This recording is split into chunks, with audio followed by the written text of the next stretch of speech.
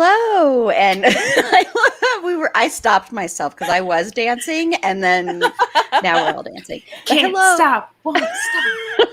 And welcome to the end of my friendship with Meg and Carla, also known as our Felicity episode, or as I'm also titling it, the Great Noel versus Ben debate. We're not just going to talk about that. That's going to be towards the end, because I think if it's in the beginning, all hell may break loose. I love that you're like putting this as if there's any kind of contest or competition. I know, Ben all the way. Exactly. I know. That's very true. We're starting early. Yes, I'm putting this all the way at the end, except for when I'm talking about it at the beginning. Exactly. Yeah. Well, hey, Meg's the one who, said like as if there's any contest. I mean, there isn't. Hot sweating girl.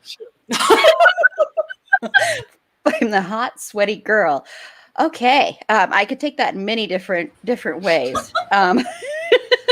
So just the only quick housekeeping thing I'm going to say, and I keep forgetting to mention this, and I'll put the bingo card in the thing in a minute here. We've all laughed already, and of course, Supernatural. Sorry, I've got to make notes of that. I'm really bad about that. So yeah, all laughed, and of course, Supernatural.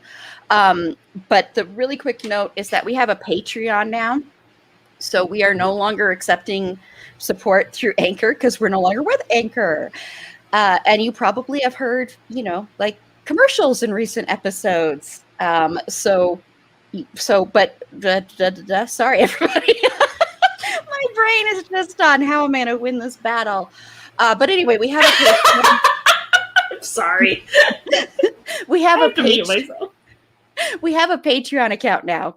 So you can support us for different levels. Like you can be like a general admission, silver pass, or gold pass. So kind of like as if you're at a convention, and you'll get things like bonus episodes. Every tier gets bonus episodes. And then all the way up to, if you are at the gold tier, you will also get to ask me anything.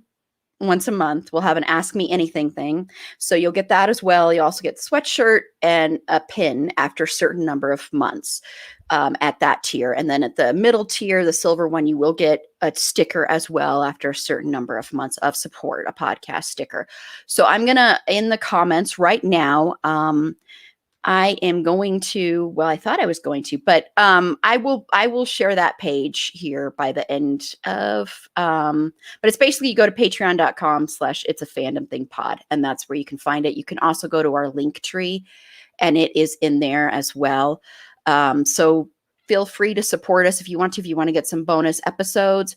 We are going to have a bonus episode coming up soon, talking about the movie Stand By Me. We were going to do it as a regular episode, but that's kind of changed. So that'll end up being a bonus episode. So keep an ear out for that if you become a supporter.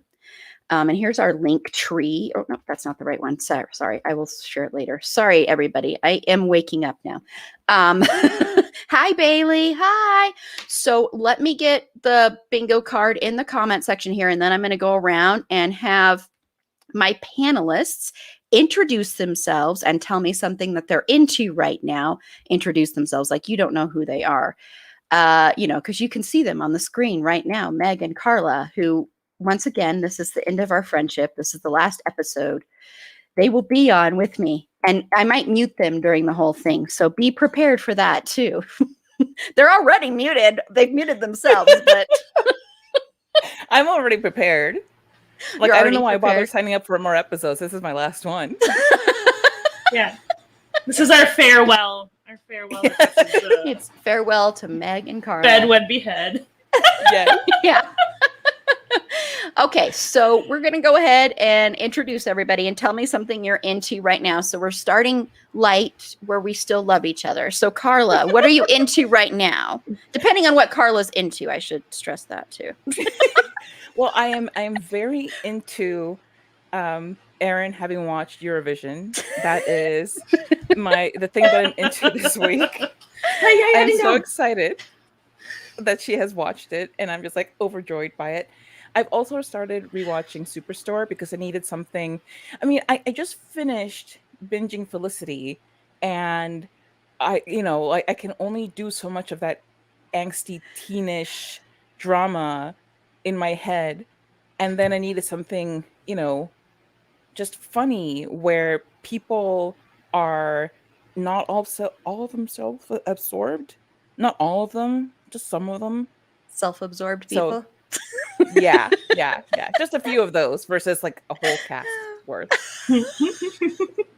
Yeah, imagine me right now. Okay, I've been watching WB shows. I'm like, oh Oh, my god, that's I miss the right. darkness. I miss the darkness so much. Are you gonna go back into like watching just like all Ryan Murphy after this? Well, we are. Thank you for saying that because that segues into something, Carla.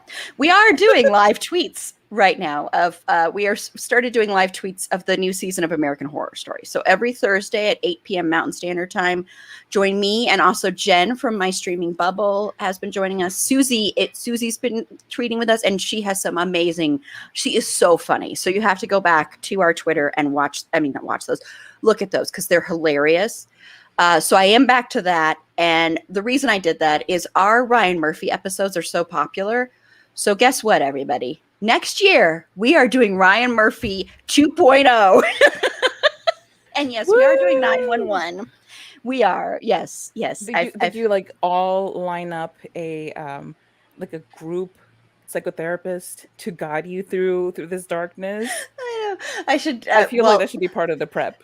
It should be. It should be. But I have to say, after doing the WB, since I'm doing all of that stuff, I miss the darkness a lot. And so I'm very grateful that soon we're just going to be all about horror. So all I'm going to be watching is horror movies. So, yep. So, Meg, what are you into right now? Well, it works out well that this will be my last episode here because you're going into horror, and I'm like, well, it's like this is great. We'll have a nice like break and buffer of horror time. Except that I remembered I'm doing some of your horror trivia. Yep. Yeah, and you're on next week's episode too. You're on Buffy. And I'm on next week. So what I have been into aside from reliving my high school pain of watching Felicity. No, like just the angstiness of being like in high school and all the stuff just being the end of the world. So when I'm not doing that and when I'm not running around to stores and other people's houses who have working air conditioners, I've been reading a lot of Buck and Eddie fan fiction. So that's kind of what I've been doing a lot. Buck and Eddie are two characters from 911. Okay. Which works out, which has become like a weird obsession. And not Buck and Eddie, the show 911. Although I sent Carla about 25 links to fix. And I am so grateful. There were 22 links. Just to be exact, there was 22 links. 22 links, but I also sent 4 too. So that's all we're doing. Fair, yes. So this is what I have to look forward to when we do 911 next year, when we do Ryan Murphy 2.0, also known as Psychotherapy 3.0. Also known as Meg and Carla have been harassing Aaron to do this show. Well, but like I said, our Ryan Murphy episodes are very popular. And honestly, those were some of my favorite episodes to record. So I'm glad they're popular. But yeah. So cool. Well, so you will be harassing me with those then when I start watching 911, I'm assuming? Yeah, because they're great. There will be fic links. Awesome. Well, I did watch Eurovision, so I did love Eurovision. I should probably spread this stuff out because I have a bunch of stuff, honestly, which is this is the first time in a while I have, but I'm not going to spread it out because I know I'll forget to mention this stuff. But so Eurovision, I really did like it. I liked it a lot. I do think Secret deserved better than Lars, but I was okay when, with, I guess, spoilers. So I guess maybe I shouldn't spoil it, but I think Sigrid did deserve better because she was amazing. And I really appreciated, and I know you've mentioned this, Carla, that that some of the characters on there that usually in a movie would be like the bad people or the people that were scummy and gross. And you might have thought at first they were going to be that way. And they have a male and a female character that are like this, aren't like that. And so I really appreciated that a lot. Yeah. So and Rachel McAdams she deserves so much more credit in this world than she ever gets. So I just want to say that again. I think she is so incredible. But now the other two things I'm into are horror. So I saw two great horror movies. The first one is The Night House, and that's a lot more psychological. And it's all about grief. That's all I'm going to say. It's a woman who, I will say trigger warnings though, because she is dealing with the death of her husband, and her husband committed suicide. So trigger warning for that. If that's triggering for you, do not watch this movie, because this movie is all about that. So, and other things too, but it's a lot about that. So very, very triggering. And then the other movie I watched yesterday was Candyman, the new Candyman. I should watch how many times I say that. That was twice, so I should not be saying Nia DaCosta's. Please be careful there. Yeah, Nia DaCosta's. I'm just going to stress that again, because yes, Jordan Peele was involved, but Nia DaCosta directed this. That's very important, because it's sadly very rare to have a Black female director directing horror. So it's very important that we remember that she did that. And right now, it is the #1 movie right now. And this is the first time, sad that is the first time, but this is the first time that a movie directed by a Black woman is #1 at the box office. So I want to stress that again.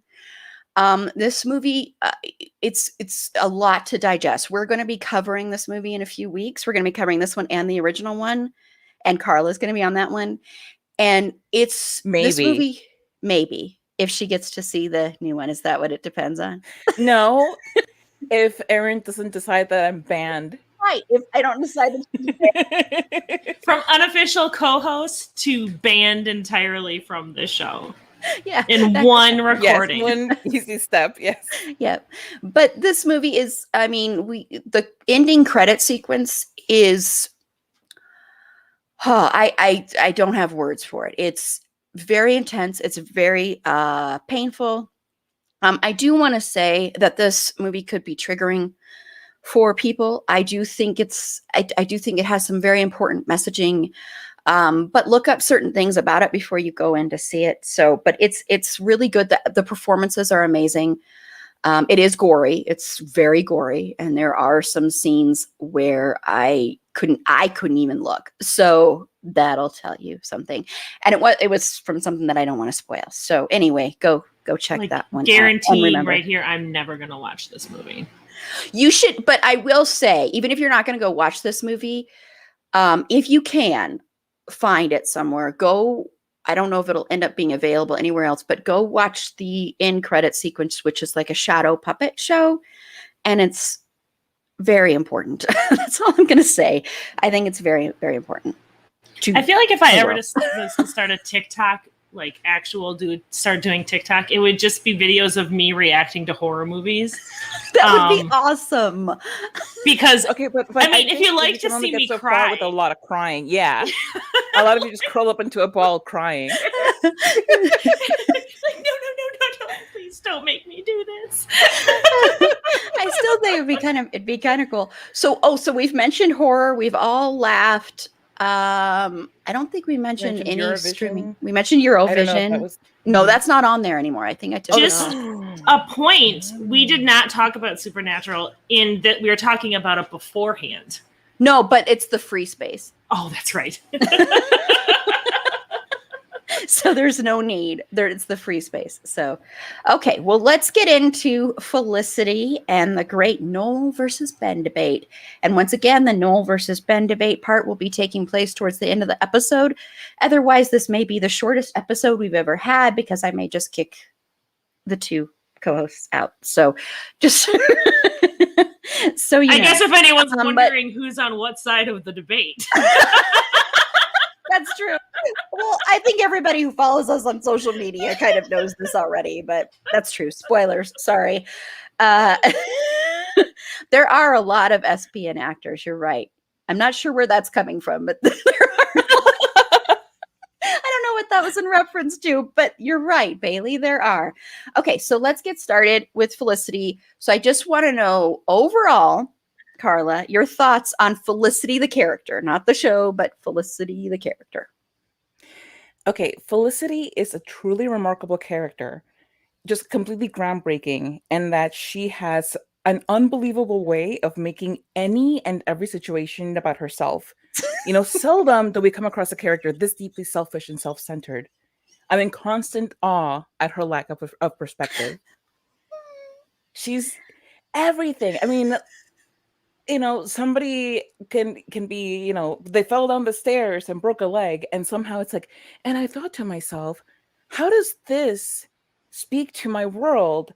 And is this a sign that I should be with Ben because he has legs? But so does Noel. So I need a clearer sign, Sally. Sally, are you still listening to me, Sally? Sally. Sally, I'm not kidding. I'm so confused. She's Did you always notice confused. Sally stopped respond like we stopped having a little end cap with Sally? She probably just starts throwing those tapes away. She was like, "Girl, I have a life. Yeah. I have so many things to do. I don't have time for this." Like, you know what? You're over 20 now. Figure it out on your own. But can you imagine being married to Felicity? Like, you're in the store and she stops in her tracks and she's like, "When I was a little girl, I always pictured what this moment would be like for me. To be at a crossroads, not knowing which way to go. And I promised myself that when I grew up, when I was an adult, a mature woman in her 40s, and that just like, Jesus Christ, Felicity, it's just toilet paper. Pick one. Store brand, sharp, I don't care. Pick a package. Let's move on." Like, just their entire Carla has life. feelings. Be like, Carla loves Feelings. Felicity. This is what I I'm love her getting. so much. This is her favorite character. And also, one thing is that, I didn't want to be this person. I didn't want to be superficial and make something that's completely not anything to do with me, but it just affected me so much. When she cut her hair, I took it very personally. Like, you would have thought somebody cut my hair against my will, because I was, and I heard the rumors and everything, and in the end, it turns out that she had put on a wig and sent this shot of herself to the writers and producers or something, and just as a joke to say, "Haha, look, I cut my hair during the summer," and they were like, "Not funny, but wait." So then they wrote that into the script, and she went along with it. So she went ahead and got this awful haircut to go along with their script ideas. Oh yeah, the ratings plummeted, which coincidence? Sorry, but that's ridiculous. I think not. but I took it so personally. Like, I was so upset, and I'm like, why? It's just her hair. It doesn't really remember being so anything. mad. I was so mad. Yeah, like, what was wrong with us? Like, why do we care so much? But somehow it was this huge thing. And I was like, did I do something to make you mad? Are you mad at me? Like, why did you cut your hair? To spite me?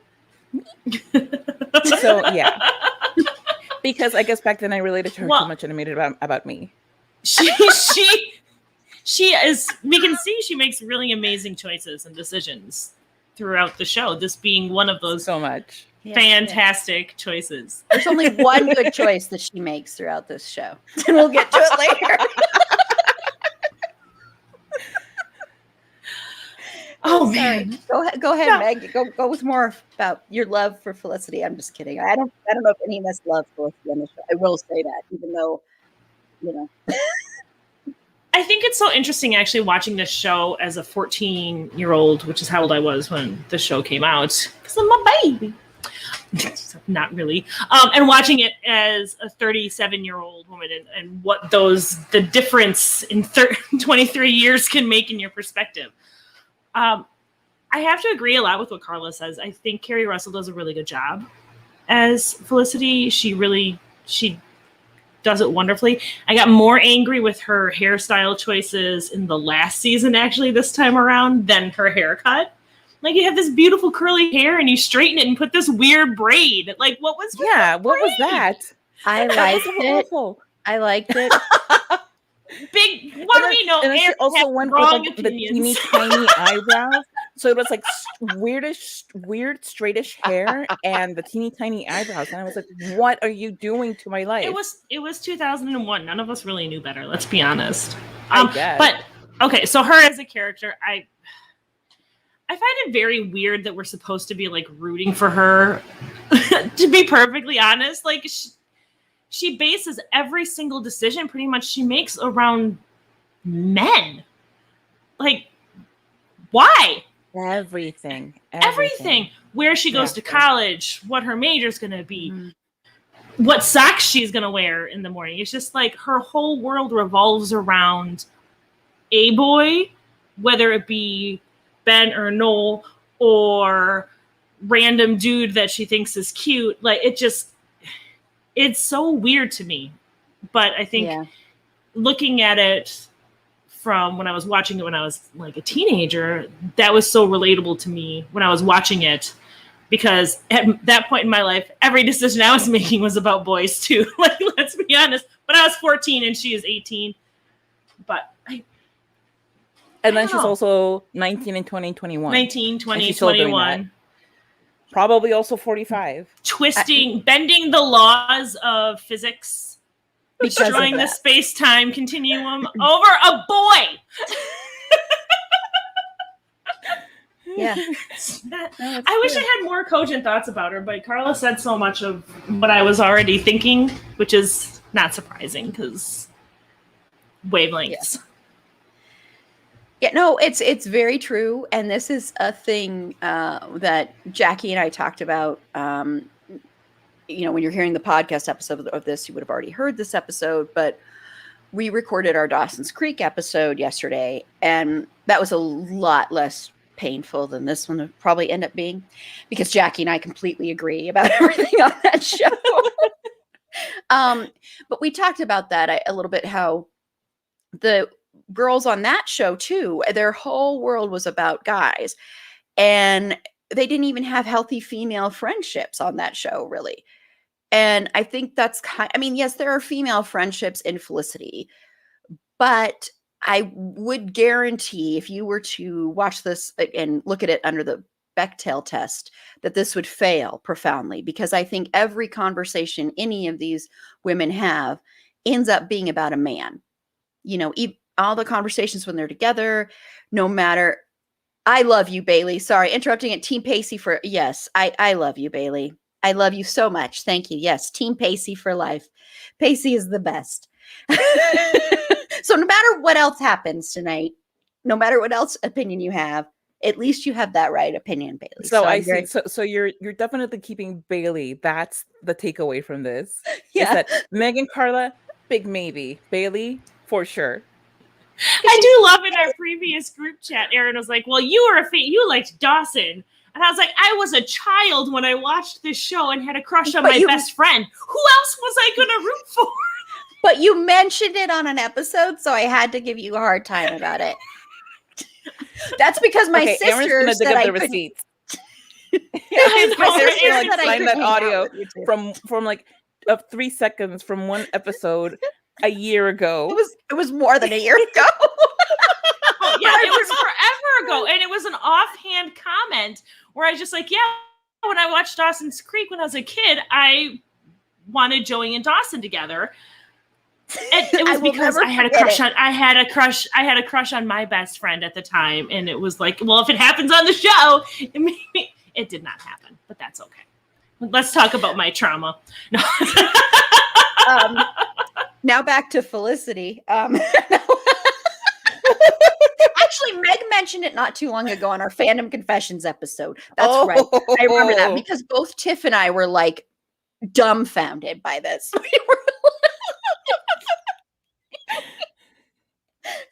yes, you were always going to be kept, Bailey. Yes, because I have to keep people that listen. People that are on here, I don't have to keep. But I'm just kidding. Anyway, so my thoughts on Felicity. But yeah, Felicity was wrapped up in herself. She was wrapped up in guys. Thanks, Bailey, for loving me too. She was also she became very snobby and very self-righteous as the further along the show went. I didn't like a lot of her.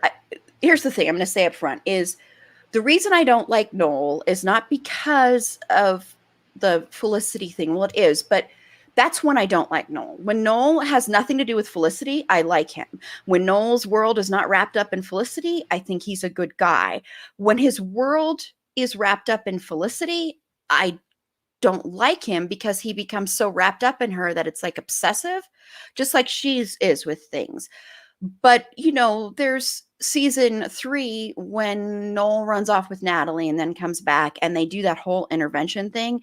And I was just rewatching this episode, so that's why it's really fresh in my mind. And those episodes bother me so much because the way she, and not just her, but other people too, but the way she spearheaded that, where she felt like, I don't know, like Noel was hers, and this is how she is going to control Noel and his life. And she did it under the guise of trying to save him from Natalie. And I'm not saying Natalie was a good, healthy relationship, but the way she went about it seemed so controlling to me, and more like, you know, she wanted to have her cake and eat it too thing. And so she wanted to be able to have Noel and have control over his love life while being with Ben. So it was just this very weird thing to me. And I think she was that way with everyone. She wanted to control everybody in her life. And she played on this whole doe-eyed innocence thing that was fine in the first season. Like in the beginning, I think it was okay because it kind of made sense. She was kind of a fish out of water, and you got the sense that, you know, she reminded me of Ione Skye's character in Say Anything, in a way, where her whole life has been about school and everything like that, and she didn't have time for friends. And then now she's in college and she's starting to get friends. And so it's kind of like, even though she's 18, she is sort of still 14 in that sense, in the social sense. So I think so it made sense in season 1. But then when it kept going on and she kept getting worse and worse and worse instead of better and better, she just got aggravating. And when her hair got cut, I just want to comment on that really quickly, because I remember that so vividly watching it, and when she cut her hair. And I think it looked horrible, like, you know, like the whole Richard thing with Chia head. I mean, that did make sense. That fit. But I think later on, when it grew out a little bit, I actually loved her hair. I think one of the funniest things about when she cut her hair is it became a storyline in the story that every character talked about how much they loved her haircut, because everyone else, like all the viewers, were losing. Could you imagine what Twitter would have been? Oh my gosh. Forget it. That would have been a nightmare. That would have been a hellscape.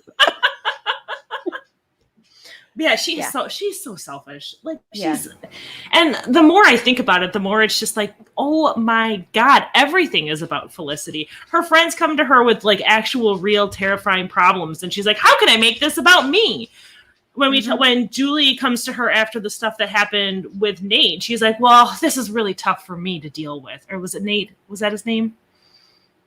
Zach. That's right. You were closer. Zach. 4 letters. 4 letters, you know, 18-year-old white guy and whatever. Yeah. But like Julie comes to her with this, and Felicity makes it about her. Mm-hmm.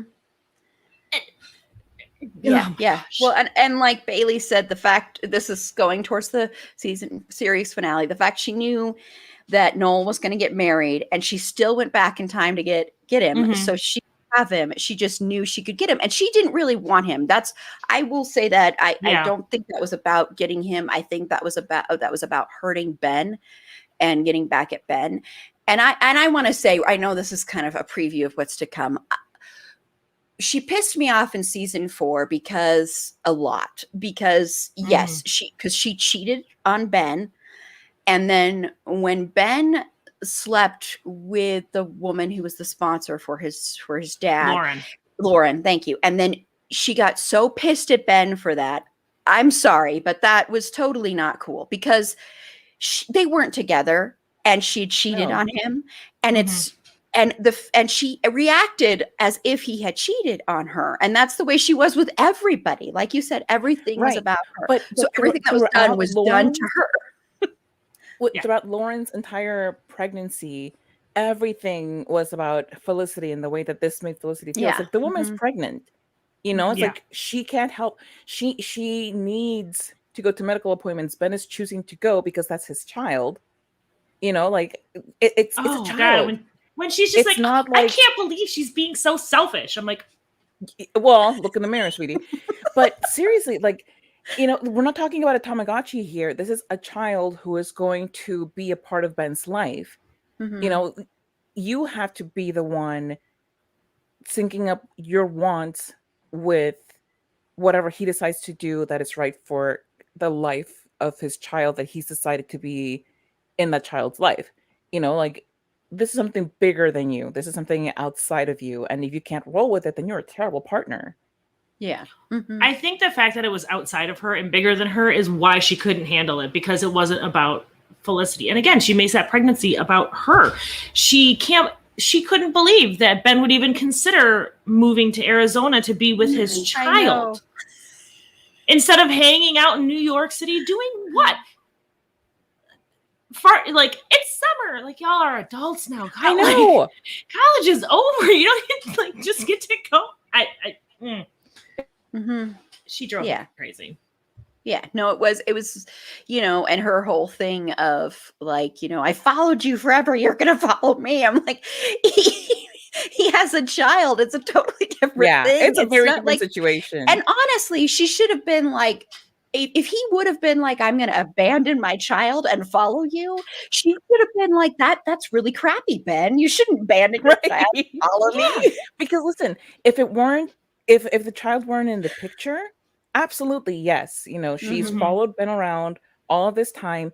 Yes, absolutely. It's a good thing, and it's empowering for her to be like, look, my future's in Palo Alto. That's what I'm going to do. You can choose to follow me there, or you can choose to do whatever you're going to do. But this is a freaking child that he wants in his life. Well, and I love how she's like, I followed you around for 4 years. Like, that's a good thing. Like, be your own person.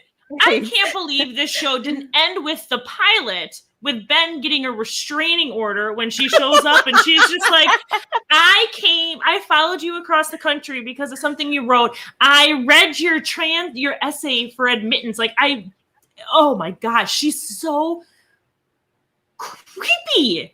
Like, in the beginning, I would be terrified. And if the genders were reversed, if Ben followed Felicity in New York City because it'd be of a that, totally different thing. We have that show. It's called You. Yep. I was gonna say it would have been the prototype for You. Oh my! It's just, and it's viewed as like this big romantic, beautiful gesture. And it's one thing if you're together, or if they even had any kind of relationship whatsoever prior to this. It would still be kind of creepy, but it would be one thing. But she said like 5 words to this guy and changed her entire life plan, and in a really creepy way. Yeah, I would want one entry in her. That.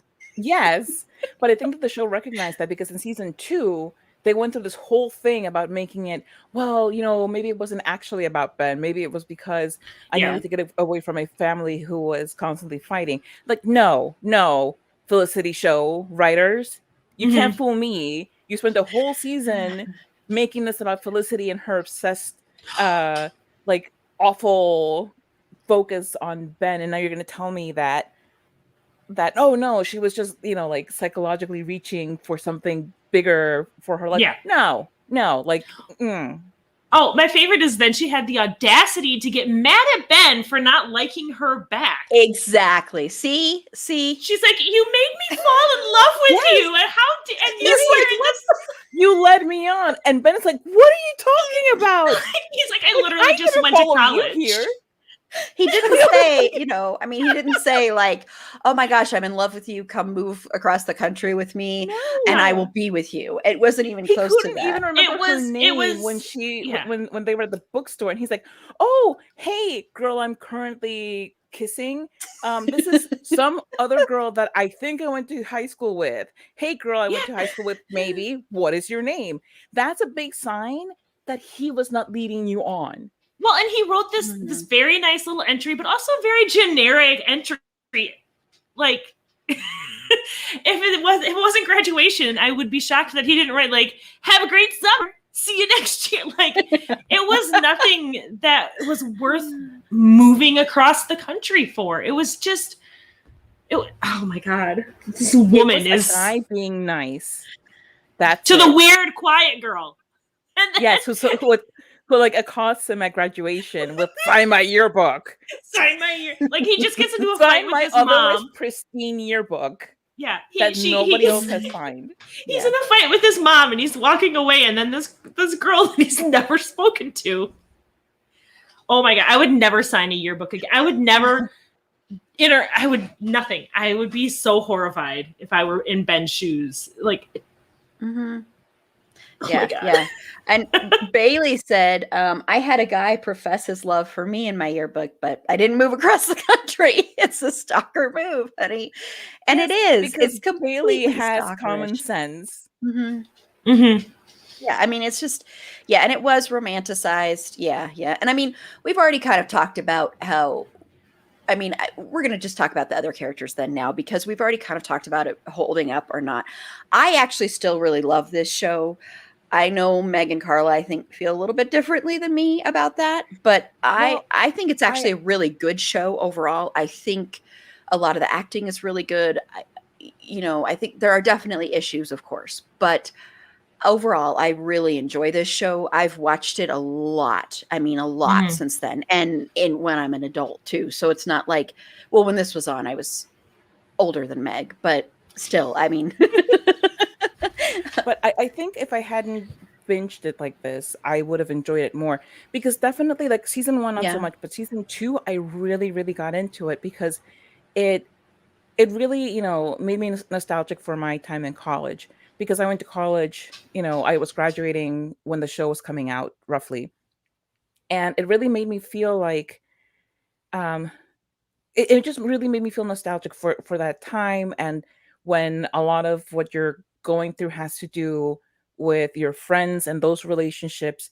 and how the world, um especially like in those times before 9/11 and everything, it was in a way simpler because it was mostly interpersonal stuff.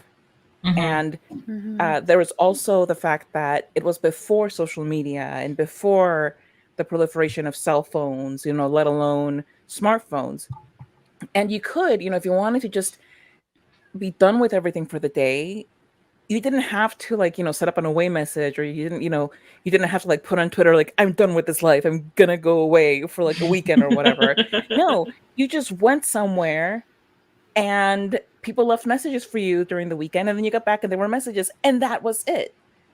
There wasn't a sense of needing to be connected constantly, or needing Mhm. to let somebody keep tabs on you, and that was kind of beautiful. Like Yeah. I love some things about. I mean, I definitely love social media. I mean, I practically live on Twitter, but there's just a lot of it that I think can be negative. mhm. And especially if you're somebody like Felicity, who is so intense, Oh my that gosh, could she have would have been been a nightmare. really, it would have been a nightmare, but it also, I think, would have been so much worse for her, because Yeah. she's a lot of awful things, but she's also very sensitive. So I think, like, can you Mhm. imagine that scene where her tape to Sally about how she can picture Oh yeah. herself, Yeah. finally having sex, for the first time. It plays at a college party. It may spread around to a couple more people, but that's it. With social Mhm. media, it's going around Mhm. to the whole world. Maybe somebody, puts it on TikTok, whatever. It's a very different thing. Yeah. Mhm. Well, So, but then the last two seasons, uh, for me, the last two seasons don't hold up quite as well, but I still enjoy them more than, I joke about it, like I was like done, done, done, and yeah, because I binged the whole thing and it was a lot, but it was also, uh, kind of tough to let go of the world once I was done with it, because there was a lot to enjoy. Mhm. yeah, Yeah. I feel the same way. Like this was obviously not made to binge. This was not a show that was, and Yeah. if you look at shows now, a lot of them, they are made to be able to just go one right after the other after the other. This was not that. So I think for me, being able to just kind of watch it a little bit more slowly, an episode or two here and there, would have been more enjoyable, because it just, and plus I was watching it on Hulu with commercials, so it was just like, it felt so much longer because it is a really quiet, introspective show. And I think we're also really, really used to having a lot of stuff going on in shows and multitasking, being on our phone while we're watching TV and all sorts of things. And I totally agree about that nostalgia. I'm so grateful that I grew up before Me too. social media really became a thing. Like, I had MySpace, and that was like the top 8 drama was as peak as it really got for me when I was a kid. And I think of all the dumb stuff I did, and I'm so grateful that it was never recorded. And it was like, you made, and exactly what you're talking about, Carla, with the tape situation. Like, that is an embarrassing moment. Yes. That you can move on and move past. But with social media and with viral videos, and Bailey, you're totally right. It would have absolutely gone viral, something like that. And then you have to relive this embarrassing moment, and you can never move past it, and you can never get on with your life afterwards.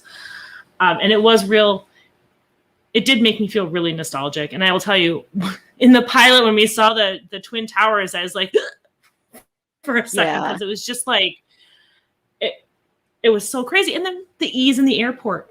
God, I miss that. Anyway, sorry. No,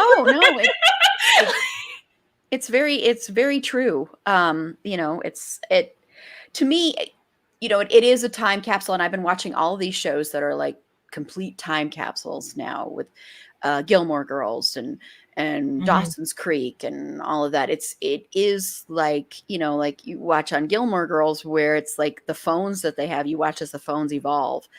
And then some people don't have a phone, or like people are using pagers in one season there. And I'm just like, oh my gosh, forgot completely payphones, Aaron, payphones. Yes, payphones. Yes. I mean, because it used to be, now we're so plugged in, but it used to be if you were going to be late or if you were lost or anything like that, you had to find a payphone if you could find a payphone. I mean, I remember once breaking down on the highway, and I had my dog with me actually, and this was like, I was like maybe 20 or something, and I pulled off to the side of the road, and I didn't have like a cell phone, and I had to walk on the highway to go and try and get help. And I had to walk and find an office building that was actually open, and there was a security guy there. And that's how I called somebody.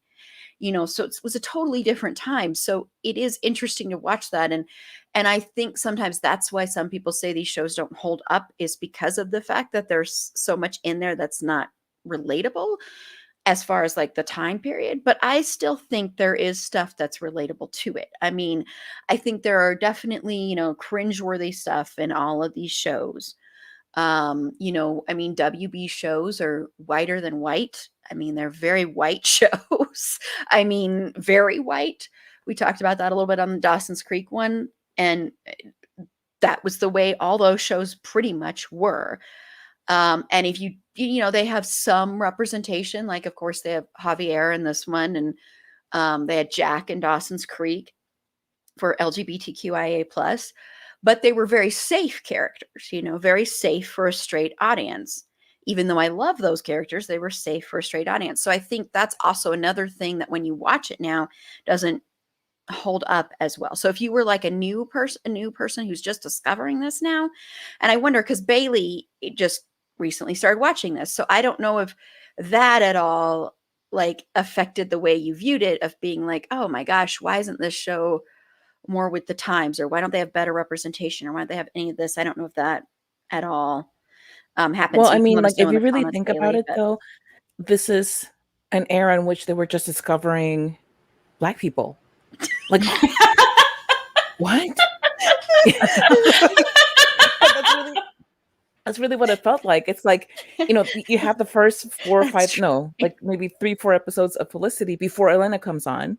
Mm-hmm. And then suddenly it's like, oh, right, we should probably get somebody who's not like peach white on here. And with Javier, it was, oh my God, like really insulting that they have this guy who is actually Latinx, but they have him put on this just really thick fake accent, which by the way, it's more like a I don't know, like maybe South American accent, but he's from Spain. Yeah. None of Javier makes any sense. Mind you, I loved him. I loved him so much because that's how desperate I was for representation. That it's like, you know what, vaguely Hispanic, give it to me. I'm good. Like that was the best that we were getting as far as that kind of representation. I was like, sure, okay. He also gave us the timeless word crunch, which Yes. instead of Oh, crush, she has a crunch on Crunch me. on you. I love it. I would much rather have a crunch on somebody than a crush. Yeah.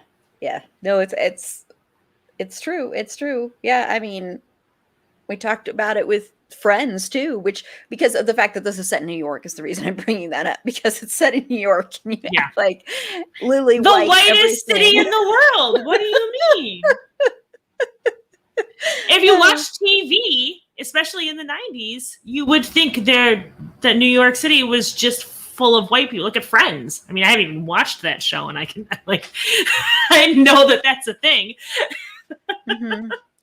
Yeah, very much so. And just all representation was very, except for white straight people, was severely lacking and still is severely lacking. I want to say it's not, I mean, it's gotten a tad bit better, but it's not like it's like we live in this era where everybody is represented and well, that they're represented well. That's the other thing to No. stress. And we are 20 plus years out from Felicity, and it's still an issue. Exactly. Yeah. Yeah. Yeah. So, yeah. Well, I want to talk about the other characters because there are a bunch of other characters. We're not going to include Ben and Noel in this because since we're going to debate them, that's going to be separate. But Carla, who are some of your other favorite characters, like your top 3 out of the other cast? Okay. Here we go. My top 3 out of that cast, and just in general, are Elena, Sean, and Megan. Elena, That's a you know great what? top 3. I love them so much. I gotta change. I love them so know. much, like Elena specifically, because I think I was like halfway through season 2, and I was like, wait, oh my God, is this actually like a really good representation of a young Black woman? Because, like I was like, wow, she was so well thought out and rounded as a character. And, Meg and I both read this article on Vice about Tangi Miller, who plays Elena, and how she was saying that she had a lot of input in how the character developed, not on the storylines, but on the development of the character and the characterization. And it really comes through in the fact that there's like so much authenticity in the portrayal and in the character. Like you really feel like this is a fully fleshed out human being, not a two-dimensional token Black person like there are in so many shows. Now, mind you, she's still, for the large part, a token Black character, because she's still the only one in that cast, of the main cast. But I did really appreciate how they took the time to give her not only a backstory, but you know, where in early in the first season, I thought, oh, this is awful. Like they're just giving us angry Black woman. Mhm. But that changes even in the middle of the first season and then towards the rest of the season. And you end up with a character who is very loving and loyal, very smart, very dedicated, hardworking. And I really, like kudos to them for having the well, I guess not kudos to them, like they just all should, but for they brought her into this and said, look, we want your feedback on Elena, and we want to know what you think about what's going on with her. um wait. Okay. Sorry, That's I had my okay. notes. I know you I'm not froze for a leaving second. anything I out. was just, I'm afraid to add. I was like, I I was want like, to wait a add minute, are we something, gonna? but I Yeah. don't want her to yell at me. No, because there is more. But even for all of that, like they go through all of these great lengths to make her really believable. But then during the documentary, when they're having Javier talk about the other characters, what he thinks of them, like the only thing that he has to say about Elena is, oh, she's sassy. Like, Yeah. seriously, like, you're giving us all of this wonderful amazingness about Elena, and the most that you can think of to say through this other character is that she's sassy. Oh my god, I'm gonna punch you so hard. I'm not. I'm not actually gonna punch anybody. Just want to lay that out. Um, and then Sean, I loved that he was so enthusiastic. Like, he could get on my nerves a lot of the times, but he was so enthusiastic, and he was never more enthusiastic than when he was rooting for his friends. Like, he Mhm. was the one who was always your cheerleader. Like, no matter what, he had your back. You know, you have a terrible idea, he will tell you that you have a terrible idea, but if you decide to go through with it, he's there with you, Yeah. and he will support you and help you. I mean, like, you know, he knows that Ben has a hard time financially, so even though he does bring it up now and then, he does let Ben live there, without really harassing him too much for rent, you know, as an example. And he's funny and creative, and um and who would have thought that the pairing with Megan would just wind up to be one of the, like, that's my OTP on this show, is Megan and Sean. I Like, love that for them. me, Mhm. yeah, like, they were really good together once you get past just the shock value of like, what? Those two? But and that's also because Megan, as Arabic as she could be, and as kind of grating, like, especially season one, she was just downright creepy and mean. She was pretty awful in the early seasons, but then they let her blossom into a character who becomes like one of the strongest supporters of anybody who she considers to be her friend.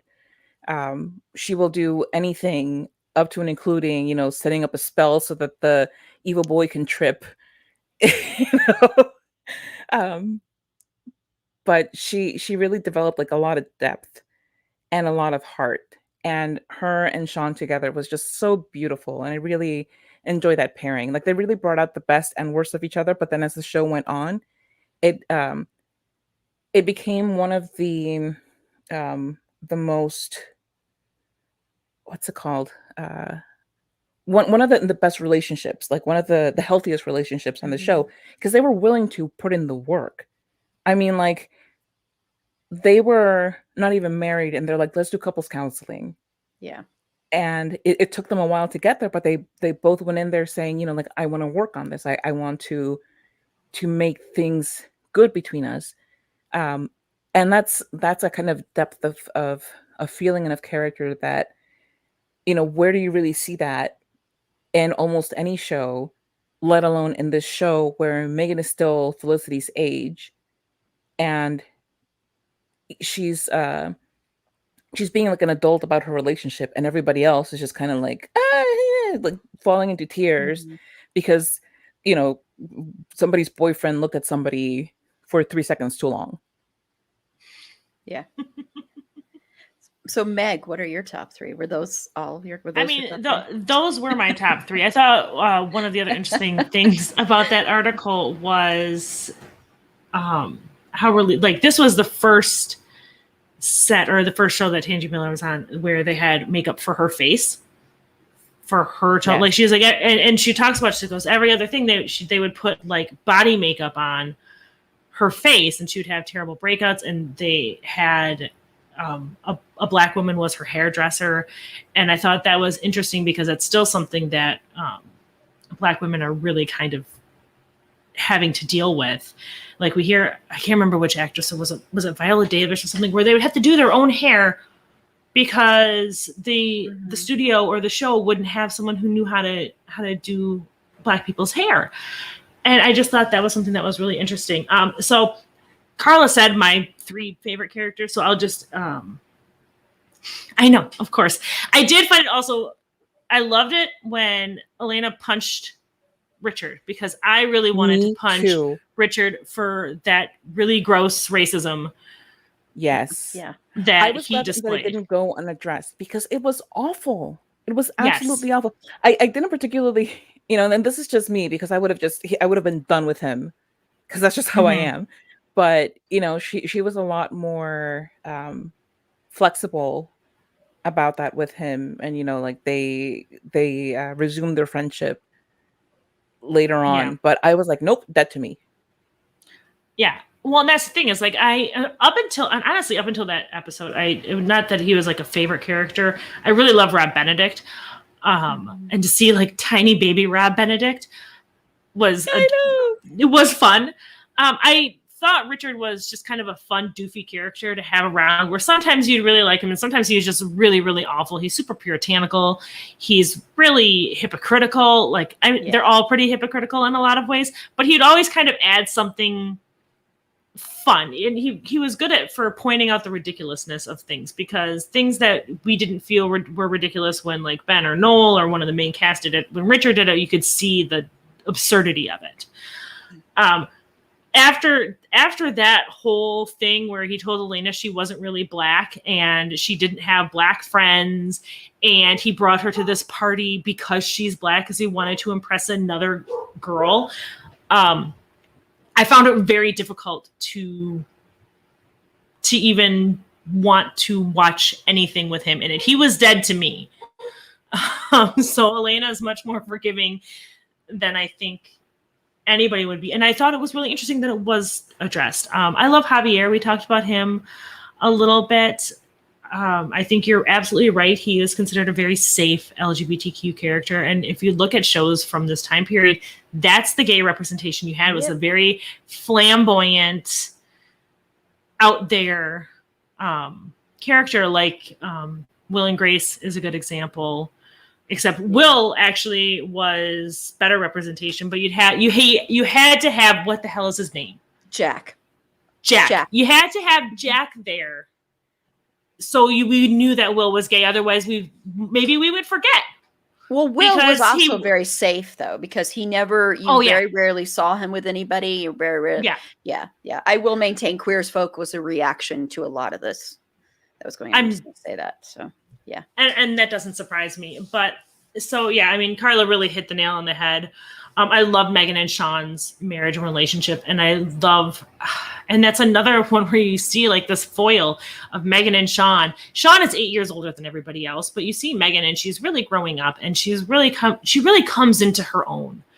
And her character gets so well developed throughout the series, and have that like juxtaposed with Felicity, who needs to ask 4 different people before she brushes her teeth in the morning. What do you think Ben likes cinnamon toothpaste, or do you think he likes wintergreen toothpaste? No. What do you think? No. Ben once said that he really, really likes spearmint, Noel. So do you think I should change my toothpaste to spearmint? Like, he said he likes how roses smell. So maybe I should like start bathing. Noel, pay attention to me, Noel. I want to bask in your love for me while I go off and obsess over a different boy. But I'm sorry. I totally digress. But to have Megan really kind of come into her own and grow up, and you see that next to Felicity, who is still very childish throughout the entire show. And it really kind of shines a light on how little Felicity's character actually developed and grew throughout the series. So yeah, and I did love their marriage. I loved their relationship, because you're right, they don't seem like they would go together, but they work really, really well together, even when they're fighting, even when they're making decisions solely to hurt each other. At the end, they come back together and talk to each other. And I think that's actually a good representation of a marriage, to be perfectly honest. It's very realistic. And I am my husband and I are both old people. Like, neither of us want to go out. I just realized, like, neither of us want to go out. We just want to stay home and watch Netflix. You're both Sean. We're both Seans. Yeah. Well, and Megan changed too, as far as like what she ended up wanting to do. She ended up feeling like she didn't want to do a lot of the stuff she used to do. And it wasn't because she wanted to please a man. I think that was the most important part of their relationship. She wasn't, I mean, yes, they would change, like, Sean wearing the assless pants to go to the fetish night was amazing. Sean shot. Like, I was like, what? Kind of hot. It was just amazing.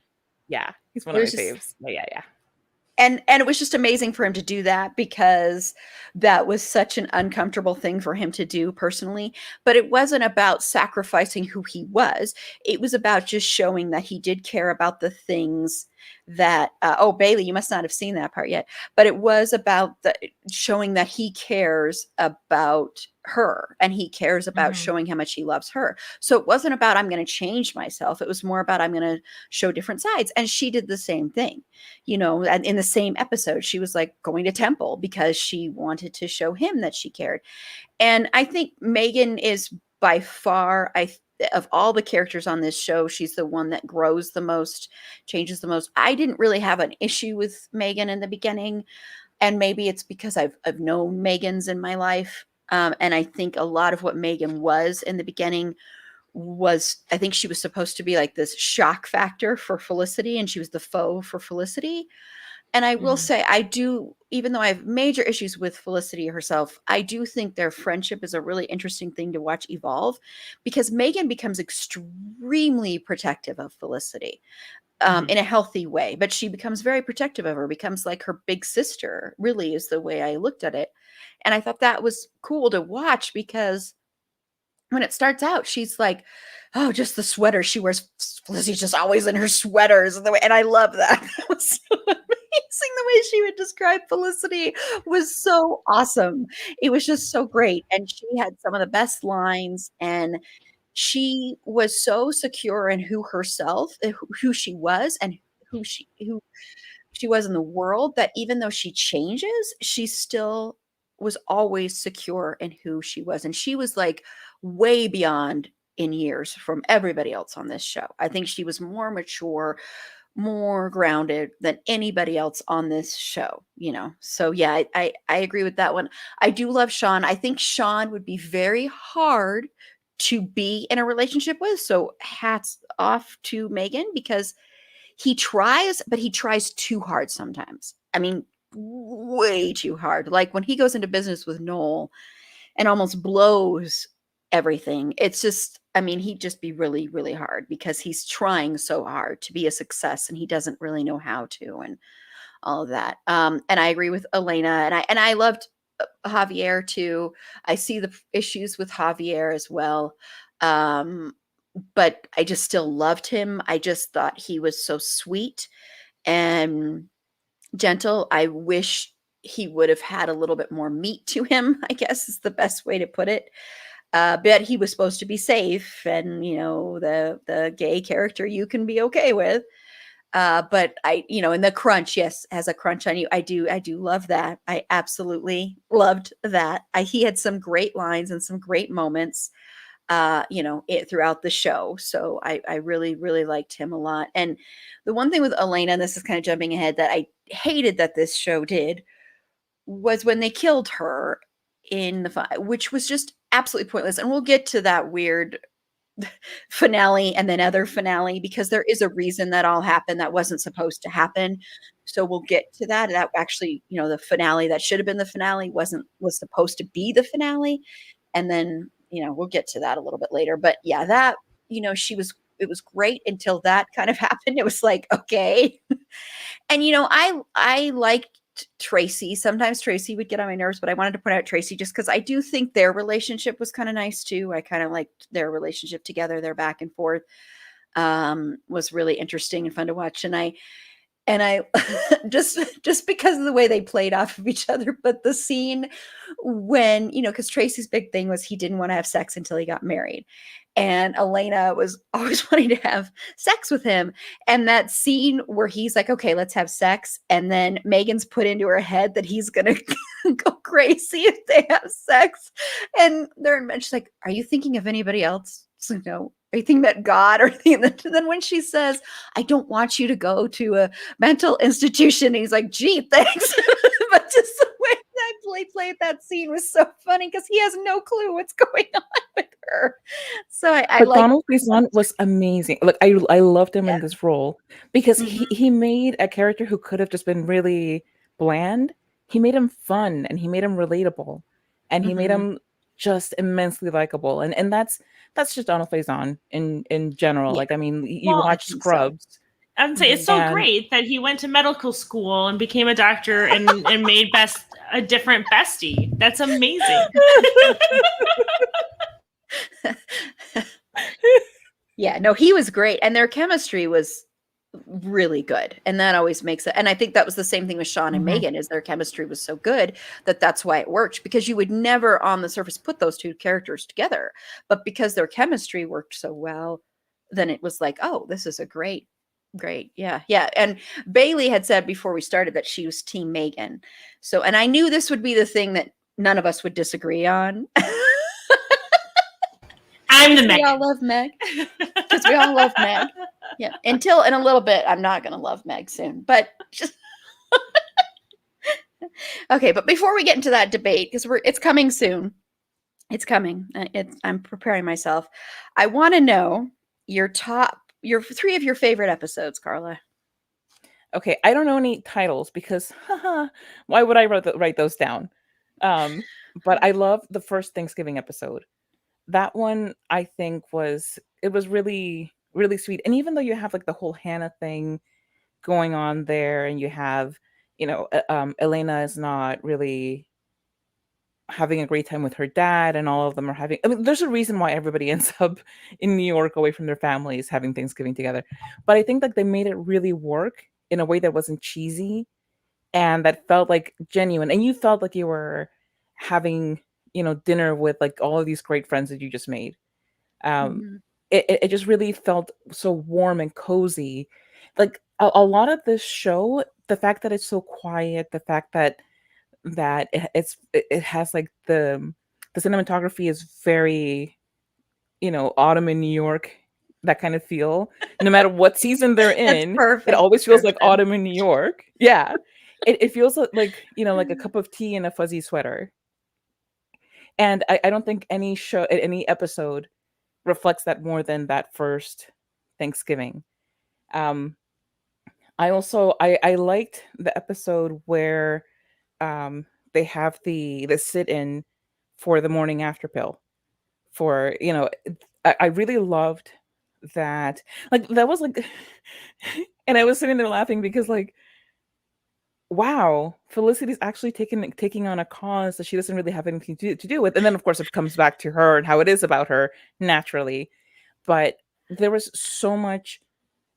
First of all, we got Keiko Ajena from Gilmore Girls and Prodigal Son, whom I just love in anything because she's fantastic. Um, I, I loved her character on this show.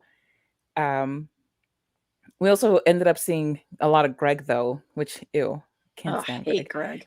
I hate him. Oh God. Yeah, Yeah. but Team not you Greg. get yeah, team not Good. Greg. We all agree on that. I'm Another glad one we we all can agree agree on. Yes, but you also have this moment where Julie, in front of all of these cameras that are going, reporting this to so many people's homes, just talking very candidly about why she had sought the morning after pill just a year ago after she was sexually assaulted by her boyfriend at the time. And it really, Julie, and we don't talk enough about Julie, and we're not going to because because she's kind of a forgettable character in a way, but like in this way she really stood out, that for somebody who was so quiet and pretty low key, in this moment she made herself incredibly vulnerable for a cause outside of herself. Mhm. And that really, it made me see her differently, because I personally liked her just fine. Like I wasn't exactly like broken up about it when she left the show. Um, but I liked her just fine. But it just in that moment, like I really, really admired her. And I don't know, like I kind of the whole storyline with Ruby, like I can't really point to one episode, but just the whole storyline with Ruby being pregnant and how decisive she was, Mhm. because she was 18 and she wanted to do all of these things. And she decided, you know what, I'm going to have this baby. I'm going to make it work. and I will get my life on track. I have my parents supporting me on this, and it was pretty messed up that she didn't tell Noel, oh yeah, you might not be the dad, by the way, because that was really screwed up. But just I really love that she took charge, and there wasn't like a ton of agonizing over it. Mm-hmm. About whether she was going to keep it or not. She was like, no, I really feel like this is the right thing for me, and that there was a lot of support behind the decision. Noel was incredibly supportive. At no point did he pressure her on what to do. He just stood by her. And he freaked out about it because I mean, honestly, who wouldn't? But they had that. I don't know if love is the right word because he wasn't in love with her, but they did have a friendship. They did have a connection, and it was really nice to see. And Amy Smart just knocked it out of the park as Ruby. I really loved her in this role. It was just so good. Yeah, I agree with that. Yeah, and Meg, your 3 of your favorite episodes? Yeah, so I want to second the Thanksgiving episodes. I think those are really. I think they do a good job with all of the holiday episodes. I'm going to second what Carlos says for that. I too am not great at titles. So, but I did like the pilot. I think the pilot is still really interesting to kind of watch, and I think the pilot does a really good job setting you up for the show. I really liked, and the whole thing where when it's not even like I really liked the episode, but when Felicity is so determined to lose her virginity and she's like on this mission and Noel is just like, hey, can we talk? Like say hello first? Like anything. I just found that entertaining in a way. She is just like, yeah, her focus. Yeah, she's so determined. That was honestly, like so cute. Like, yeah, it was precious. I was like, okay, yeah. That whole thing was really funny. And I enjoyed it. I liked the episode. It sounds like I'm like going off with Friends titles, like episode titles. The one where, the drawing the line ones I thought was interesting because Noel is so obvious like what he's doing and it's so ridiculous and he draws this line and steps right over it and draws this line and steps right over it and I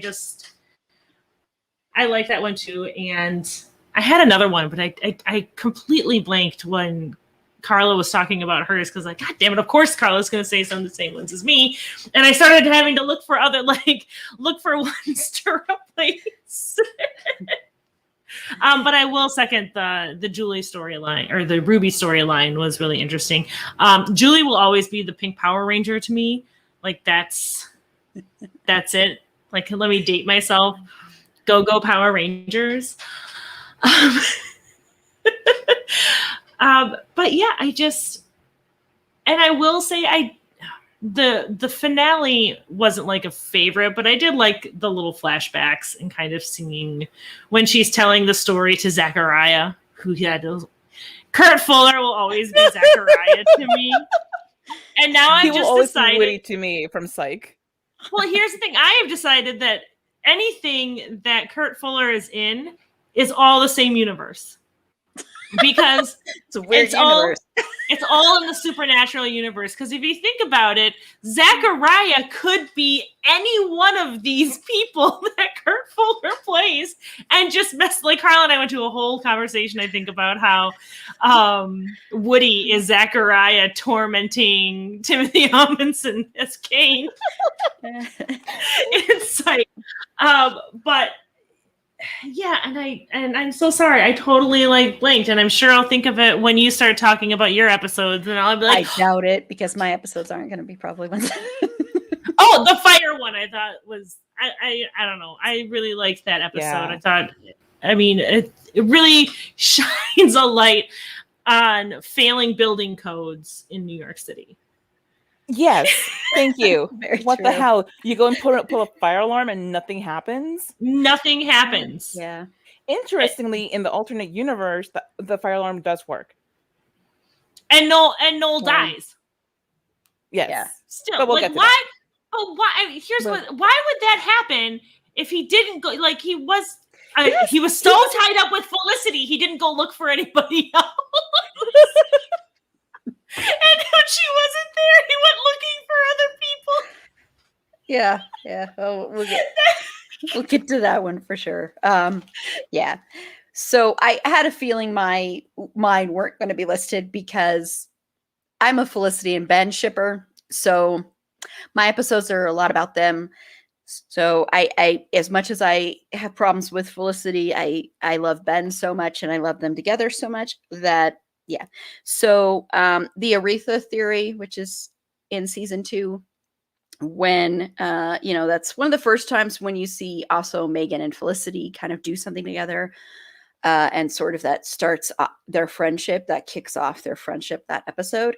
But it's also the one with such a really sweet, amazing romantic move when Ben goes and finds the movie, the Charlie Chaplin movie, and they watch the movie on the roof and have the kiss. And I think it's just really sweet. And I loved the scenes with Javier and Ben together as well. I just loved everything about that episode. Sometimes I will just go back and just watch that one. Also from season 2, the season 2 finale, The Biggest Deal There Is, I think is great. I love, I'm a Felicity and Ben shipper, so I loved that. I like the fact that Felicity ended up staying in New York. I will always love that Ben said, "I love you" first. I think that was very important, and I liked that a lot. And I just think it's a really good episode anyway.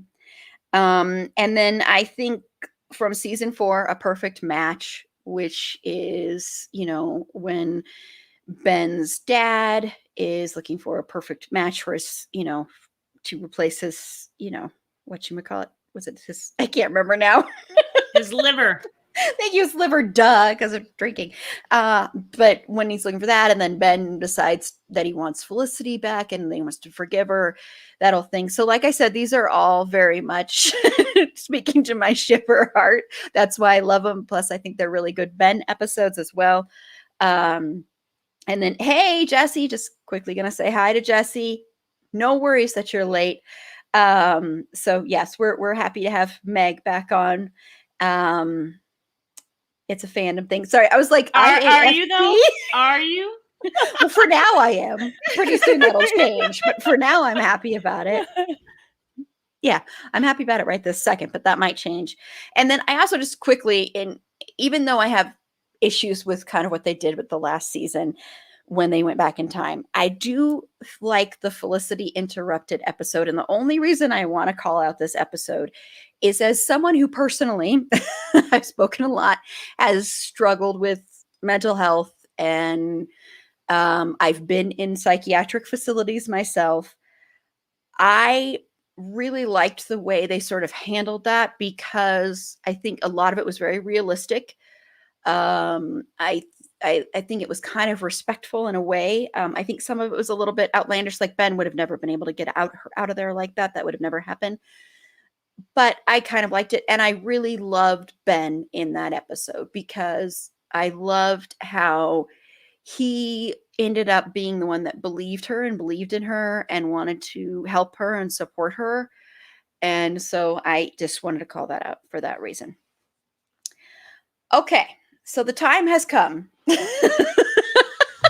Let's get ready to rumble For the great Noel versus Ben debate. Everybody pretty much knows where I'm landing on this.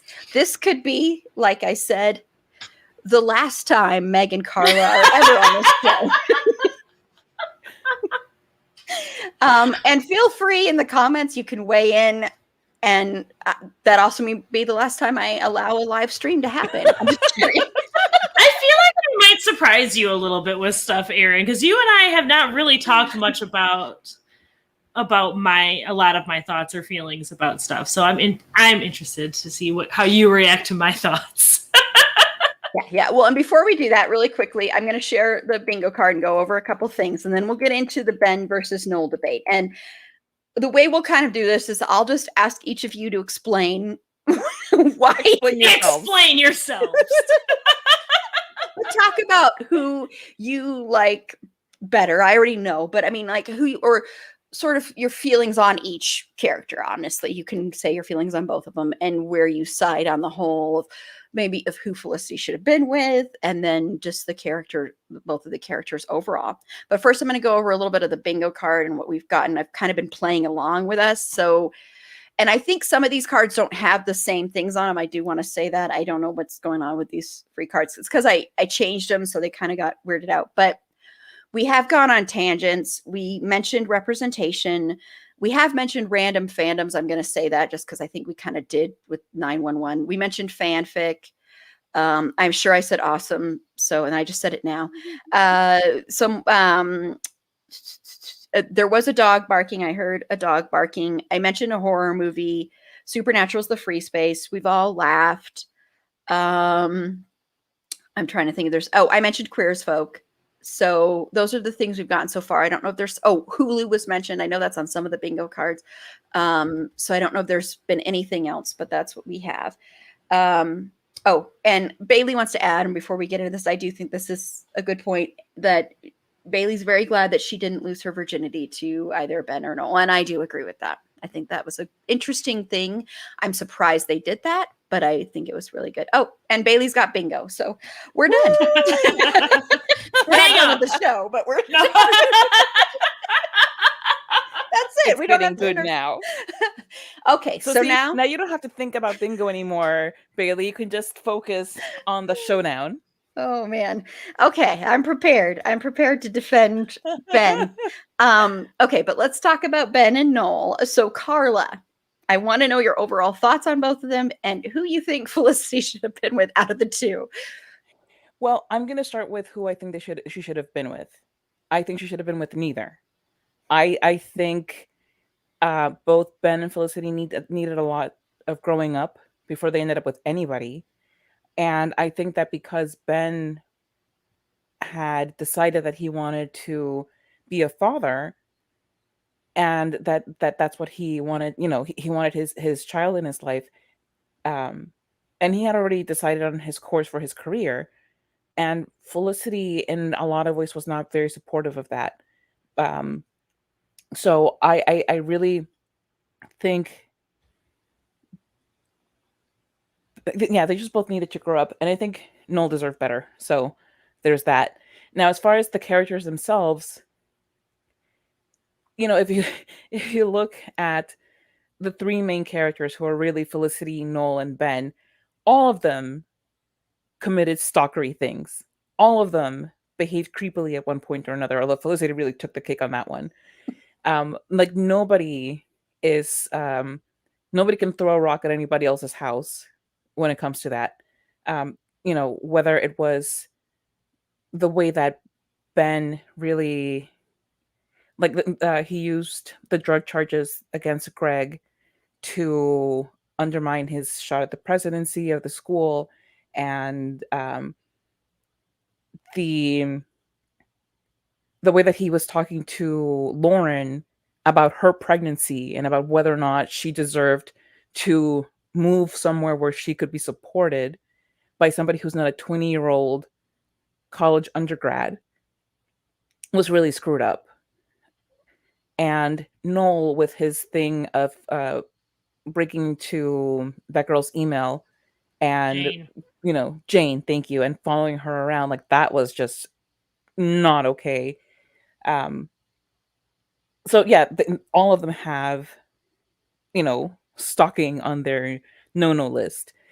But as far as Ben goes, like there's just so much about him that bothers me, because his first thought with anything was really like, okay, well, I'm mad at this person, I'm gonna get violent.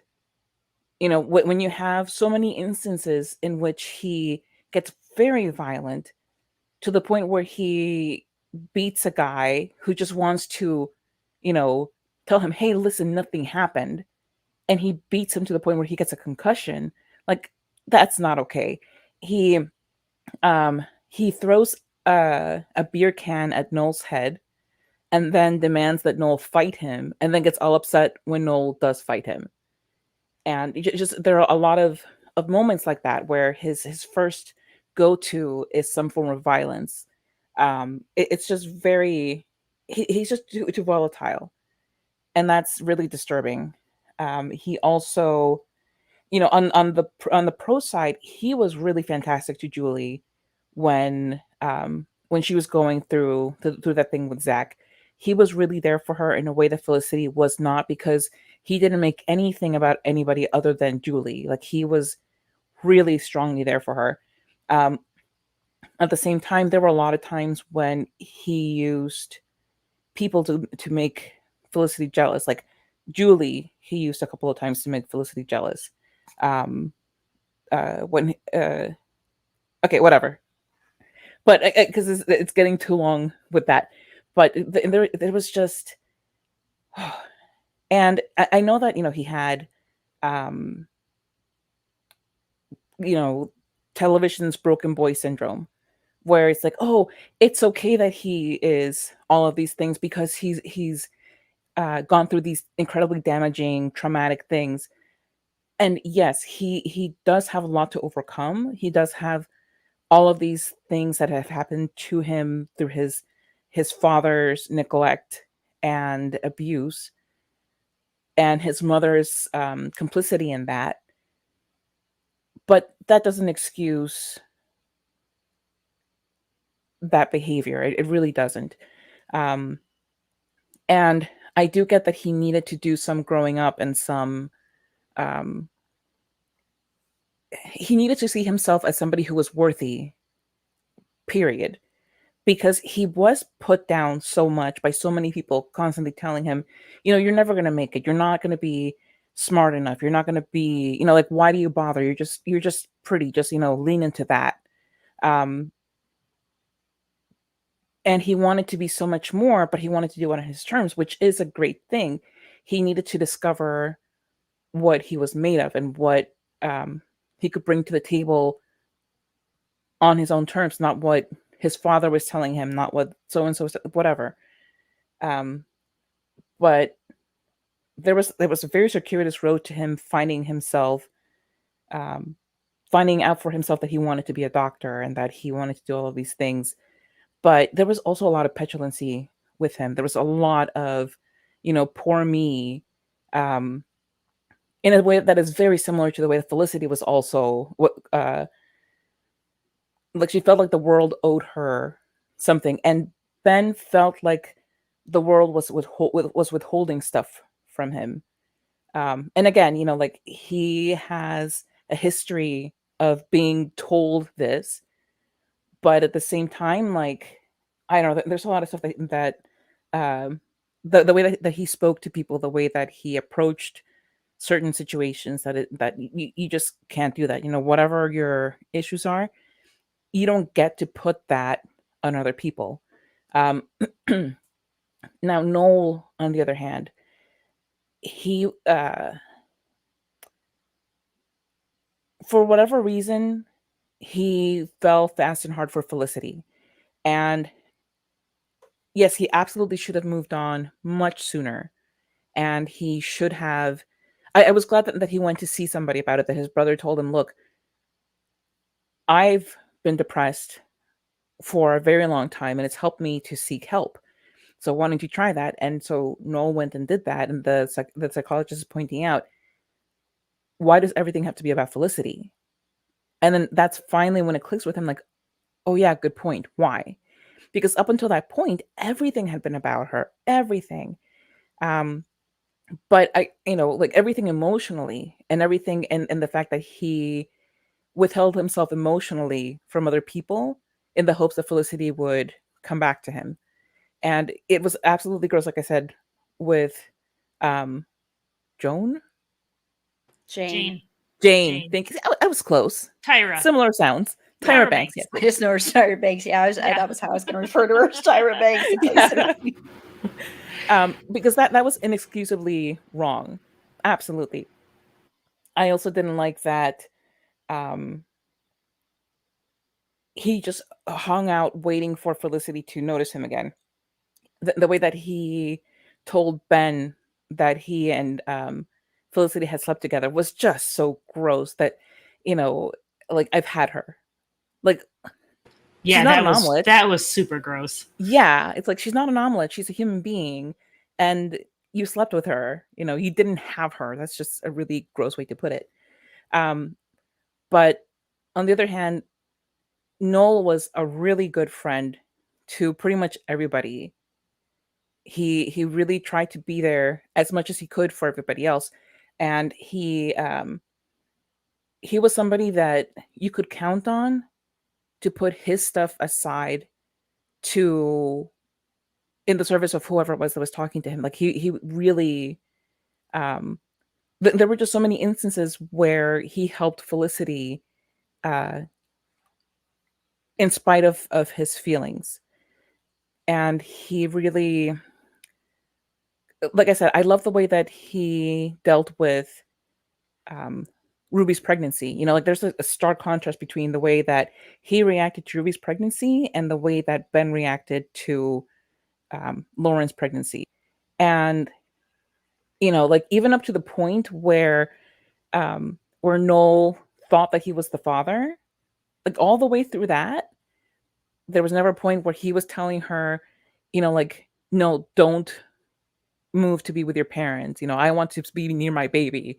It's my right as a father. You know, um, there were just like a lot of instances where I thought, you know, this is what what a good guy does. And I really hated when season 3 started out with just really out of character things where they just decided, you know what, Ben is not Ben. Noel is just too clean.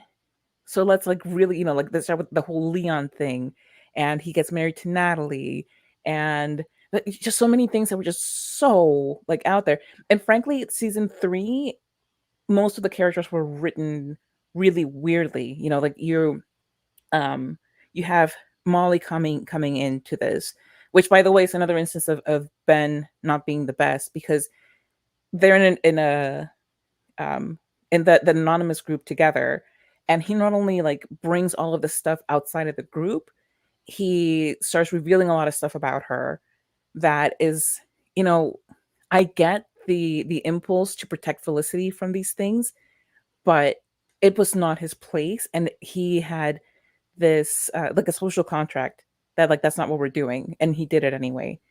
um but I feel like around season 4 there was a lot of growth for both of them, and, you know, with Ben really tackling his classes. Although, another point there is that um he let himself kind of be led too much by Trevor. You know, Trevor was not a good guy. I was really, like, annoyed that both Ben and Elena ended up gravitating so heavily towards him, because Elena deserved better, and frankly so did Ben as a lab partner. This guy was just party scum. Like, I did not like him. Um but yeah, but Ben was really putting in the work and, you know, working so hard and doing all of these great things, but there were so many things, like, undermining this growth. The way that he treated Lauren, the way that he treated Felicity, the way that he um to some points, there were a lot of times when he didn't treat Sean very, very well. But there were so many times when, you know, when people are just having lighthearted fun and he's, you know, like, poo-pooing it, and, you know, like, whatever. And with no, like, for me, he still comes out ahead of Ben, because I think it, at his core, he is a more grounded person. He is somebody who you can genuinely talk to, um, and you don't have to whisper, by the way. Which is another thing that was really funny to me, is that, like, because yes, the whisper talk, but the thing that was funny to me was that Carla, baby, it's okay. but here's the thing. Should I call you Sarla, like Jesse? But anyway, I'm just looking at time. Oh yeah. No, But with the thing that was so funny to me about the whisper talk is that all of the other characters would like then whisper talk back. So then you have like a whole just scene of everybody with like it was especially bad when it was him and Felicity and it was just them whisper talking. It's like, Ben, I'm gonna go to the bathroom. Okay. Just turn off the light when you're done. Okay. Like there's nobody else there. You're not gonna wake anybody up. You don't need to whisper. Oh, and I did have a fun bit of trivia. Like I know that the theme song in seasons 1 and 2, it sounds like it's sung by a depressed ghost. But did you know that it was actually Scott Speedman singing? And he has a pretty high singing voice. And another little bit of trivia is that there are actually lyrics to this song, but you can't really hear them because he whisper mumbles, so it's kind of hard to make them out. But I have gotten a copy of the lyrics and what they actually say, and it goes, Felicity is stalking me, but I get it, 'cause look at me, come on. Oh well, guess I'll marry her. But yeah, I wanted to make sure to share that with you because I was blown away when I learned this. And I know that you would want to know that he is actually a singer. And like what? makes me like I it know even more. Makes You me know, like it even more. it kind of sounds like Enya with a bad cold, but no. I Makes love me how like him even more. I love how Carla has like these really valid points in this night, like this actual all these like everything she just said is I think is wonderful. And then she goes real petty at the end, and I love that so that's a depressed ghost. That might be one of the funniest things you've said. Well, sorry. I've been taking notes because I have rebuttals for like everything. I couldn't tell, Erin. I couldn't tell every time that you had like that face of like I'm gonna get you, and like started like angrily jotting something down. Like I'm not gonna interrupt. I'm gonna justify. So Meg, now it's your turn.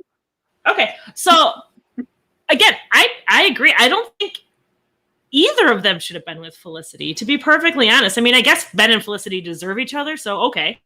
But I also don't ship Noel and Felicity either. Like, for me, this isn't like a Noel versus Ben debate for like a ship or anything like that. My feelings about Ben have nothing to do with Noel or Felicity, to be perfectly honest. My feelings about him as a character are just about him as a character.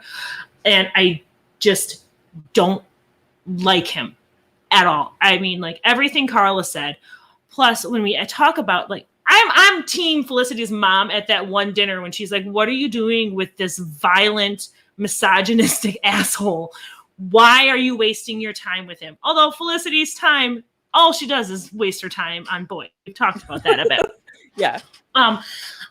So what frustrates me so much about Ben is he does have a lot of violent tendencies. And yes, he has a traumatic childhood, but that does not excuse it.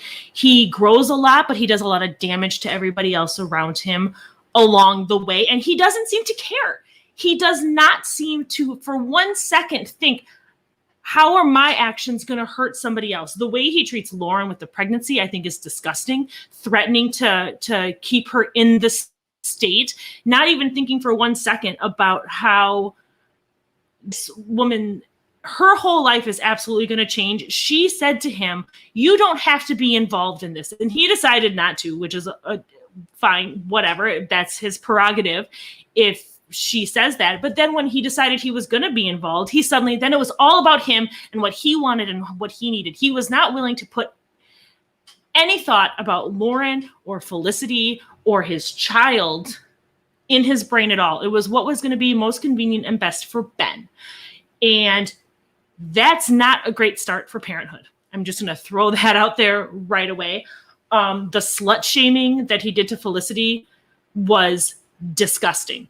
that made me madder than I think just about anything. That episode where Felicity gets blackout drunk and wakes up in a guy's bed and freaks out because she's blackout drunk and does not remember what happened to her.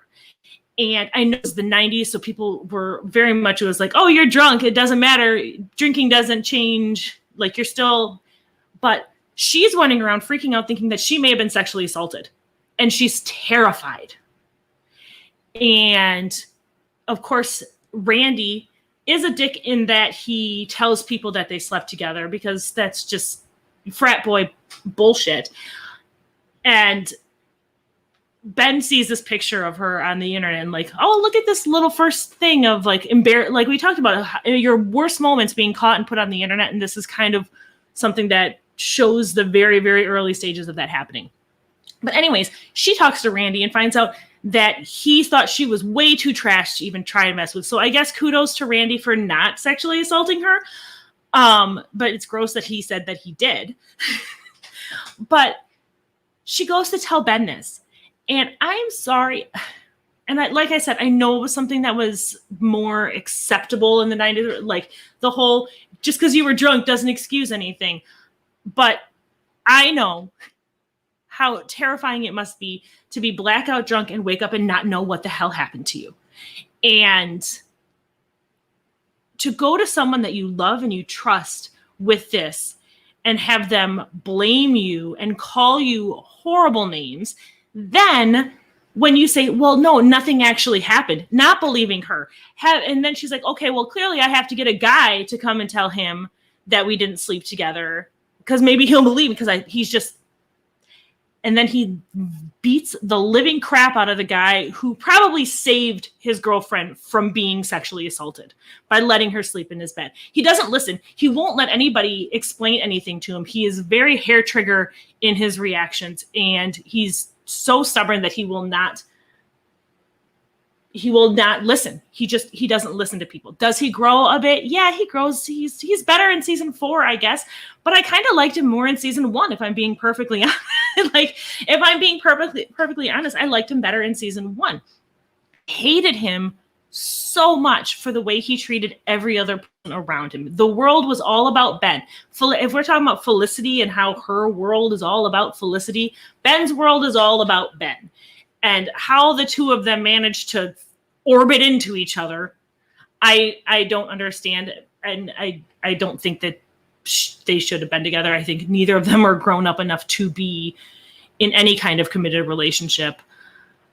So that's kind of my gist of Ben. I'm sure when Erin has her check marks of how things are wrong, and Carla said a whole lot, but the whole slut shaming thing when Felicity got blackout drunk made me so angry. He's cavalier with everybody else's feelings.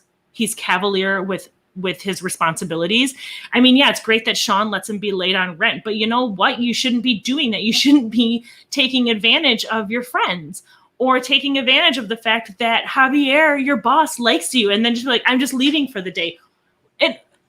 And that's not just a Ben thing. That's Felicity does it. Like anyone who works at Dean and DeLuca, they're just, I don't know how that coffee shop stayed in business. I don't understand how no one was ever there. Javier is getting a manicure in the back. Yes, that was like the weirdest thing. Where is the work ethic? And then like, so he messes up on his final, or, you know, him and Travis or Trevor or whatever his name, and get drunk and he lets Trevor. He doesn't let Trevor. Trevor's an adult and makes his own choices. But anytime he does something wrong, it's because somebody else. So he gets blackout drunk, he messes up and everything like that. And it's because his professor wouldn't let him retake the final that he didn't study for. Or he gets upset and then he's counted on to do this experiment with the same professor that's very important. He gets distracted and doesn't think of anybody but himself, and sometimes Felicity, I guess, when it's convenient for him, messes up the experiment and then wonders why he gets fired. Like, this professor is the only person who's ever given him real consequences for shitty behavior, and you can tell that he's petulant about but again, and like I said, this has nothing to do with a shipping thing, which is funny. him as a character drives me very, very crazy. And he's very much a kind of, not a cookie cutter character, but a very popular kind of character in the 90s, early 2000s, like this bad boy broken thing. And Felicity's like, I'm going to fix him and I'm going to tweak it. He's going to be good guy when I'm done with him. And it just shows how low expectations were for men, I guess. Yeah, the bar was on the floor. Basically, and he all you had to do, slithered under it. Yeah. But for Noel, again, I agree. The whole Leon thing was really weird. But what I found more heartbreaking, I guess, and what I saw crazily all through that season is Noel was very clearly going through a mental health crisis. He is very clearly having problems, and none of his friends notice until they need something from him. And that broke my heart for Noel. And like I said, I don't ship Noel and Felicity together at all. I think Noel is just a better friend. He is more grown up. Yeah, he was super duper creepy with the email thing, but I mean, he didn't follow anyone across the country. So there's that. He didn't spill AA information and use it to hurt people. Like, he didn't just say, well, Molly's in my AA group. He used it to try and get her kicked out of her apartment. Like, because he didn't like who her boyfriend was. And that's his right to not like who her boyfriend is and to not be happy with Felicity living with her. But that was just such a violation of trust. And I think Ben violates trust a lot. Noel is not a perfect person. He does a lot of dumb stuff. I think he's kind of a doormat for Felicity for years. And it's a miracle somehow, and I think this is Scott Foley, that Noel didn't fall into that nice guy category of being friends with someone and being friends with a girl that you have feelings for, and then berating her if she doesn't want to sleep with you and thinking that you're somehow entitled to her body because you're nice to her. That shocked me. I honestly felt like when I was watching this again that I was going to get really creeped out by Noel and Felicity's friendship, because we know the whole time that Noel's in love with her. She knows the whole time that Noel's in love with her. But he does his best to put those feelings aside and actually try and help her. Like, she comes to him and talks to him about guys all the time. And he does his best. He doesn't always succeed, but he does his best to help her in a way that's not necessarily self-serving for him. And he has a lot of opportunities to be really self-serving, and he doesn't do it, usually. Trying to think, usually, 99% of the time I can say that he does not do stuff like, he doesn't do that. But it's not just that he's a good friend to Felicity, he's a good friend to all of them. And I really feel like for the most part, he gets treated really crappily by all of his friends. And that I wish he went to Seattle and stayed there. Like, to be perfectly honest, to get away from these friends, because he's such a giver. And I feel like part of the reason why I identify with, or why I love Noel so much, is I really identify with him personally. But he gives and gives and gives of himself all the time, and no one seems to appreciate it. And you see that when he does go to therapy and he decides, you know what? I have to stop making my life about Felicity. And she cannot handle, she thinks him putting himself first for even 4 seconds is like ending their friendship and him not caring about her anymore. And it's just, it makes me really sad when he and Felicity, like, and frankly, all of these people have done cheating. None of the, like, all of them have been unfaithful. So I'm not going to like make that as a bar for either of them, to be perfectly honest. But when he and Felicity cheated on Ben, Felicity was like instantly forgiven by everybody. They were like, oh, wow, that was really terrible what you did. Noel was completely shut out and shunned by everybody. And I just felt like that was just really unfair, that they were like, oh, it's okay, Felicity, we get back together with Ben, it'll all be fine, you and Ben love her. And then Noel was basically a stain that no one cared about. And this was also going into this really bad space that Noel was in, and no one seemed to notice. He gets this money for being married to Natalie, which was such a weird storyline in itself, but he uses that money to help Sean keep his apartment. And I agree with you, Aaron, that I like Noel much better when he's not around Felicity, like as a separate character, when he's not orbiting around her, kind of. But I have such a hard time with Ben, because I know people like that, and what might be entertaining to watch on television is really damaging in real life. And I feel like Ben just kept getting and I think that maybe that's what made me so and dislike Ben so much. Ben kept getting a pass for everything he did. Everything he did was explained away and justified, and everyone was like, well, he's sad. Like, he's having a hard time with his dad, which he was. But it felt like, to me, watching the show, Ben always got the pass, Noel always got the shit. Like, Noel could not get away with anything. Noel did the creepy thing with the computer, and everyone was telling him how creepy and gross it was. No one said anything to Ben about this terrible stalkery stuff he did to Greg, to Molly, to Felicity.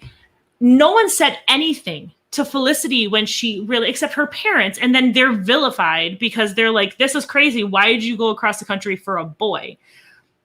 Noel messes up and everyone is automatically on him, automatically telling him how wrong he is all the time. And I think that's part of what makes me really not anti-Ben. What makes Ben so frustrating as a character for me when you compare him to Noel personally. And one is one that I identify with much more, and the other one is someone that is very much like people I know who hurt people all the time and never face any consequences. But yeah, so those are my thoughts about them. And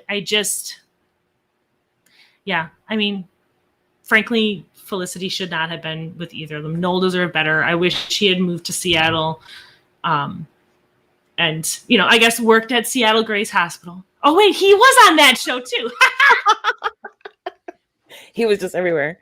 One thing though that I forgot to mention about Ben, because there were a lot of times when he would do stuff for other people, but it was kind of like as a form of self-punishment.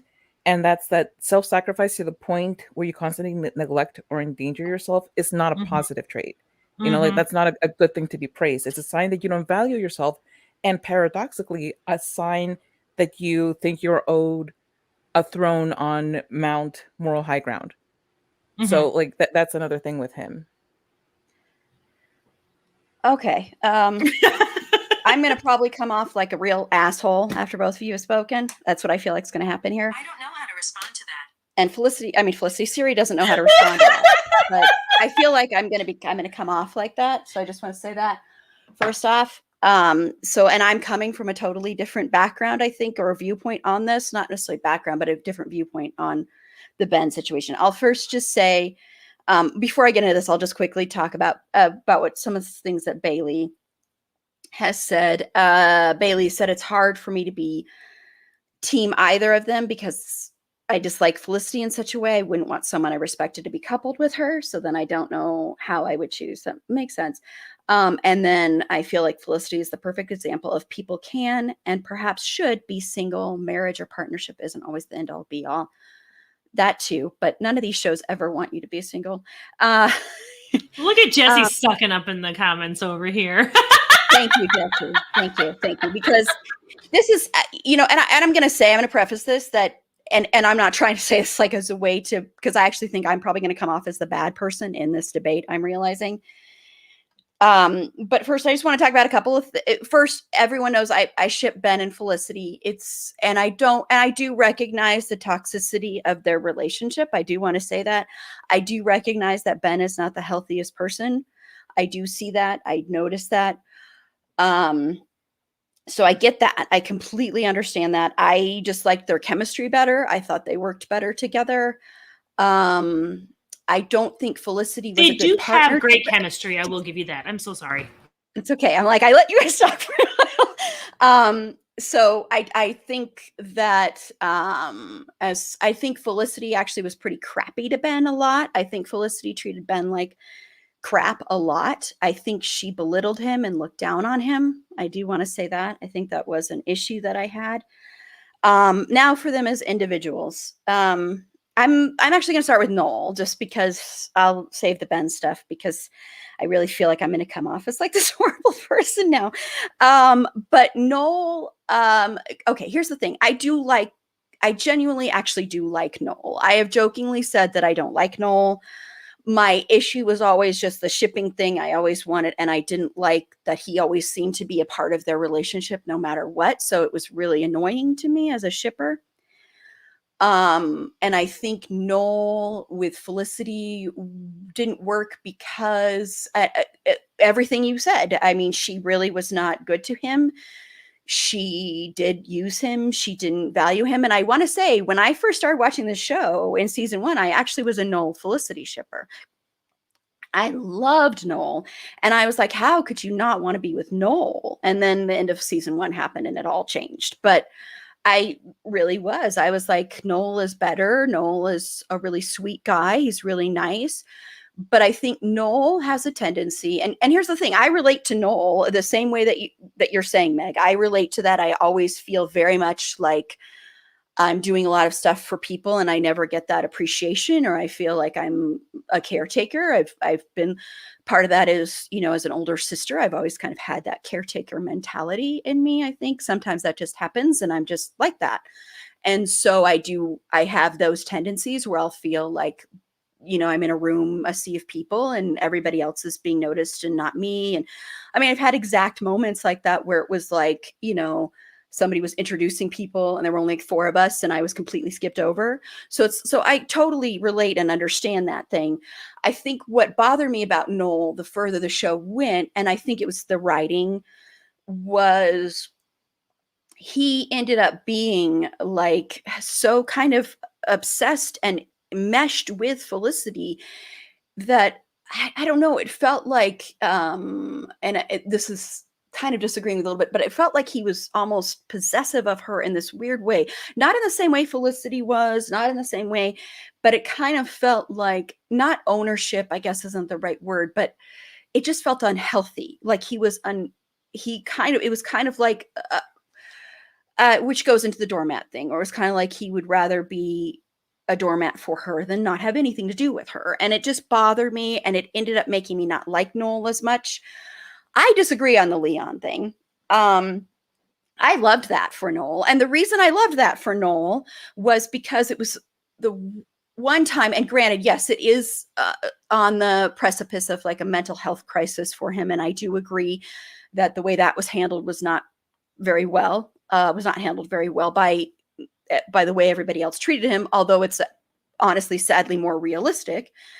But what got me about all of that I liked was I was like, oh, Noel gets to breathe. That was like a moment where I felt like Noel got to relax and have fun, because Noel has always been painted as this person that doesn't have fun, and he's just kind of the goody-goody, the good boy. And I liked the fact that he wasn't, and I thought it was an interesting side of him. And I wish it had been done where it wasn't around him having a relationship with someone. I wish it had just been like, okay, I'm going to break free from doing this and I'm going to do something on my own, and people can judge me how they want to, whatever, but I'm going to do this and I'm not going to worry about everybody else. I think the way that his friends did the intervention with him was crappy and completely shitty. And I don't think that was very respectful. That was also a whole thing of Felicity possessing Noel and feeling like she could control him, but also everybody else, not just Felicity. It was everybody in that was like this. I hated that.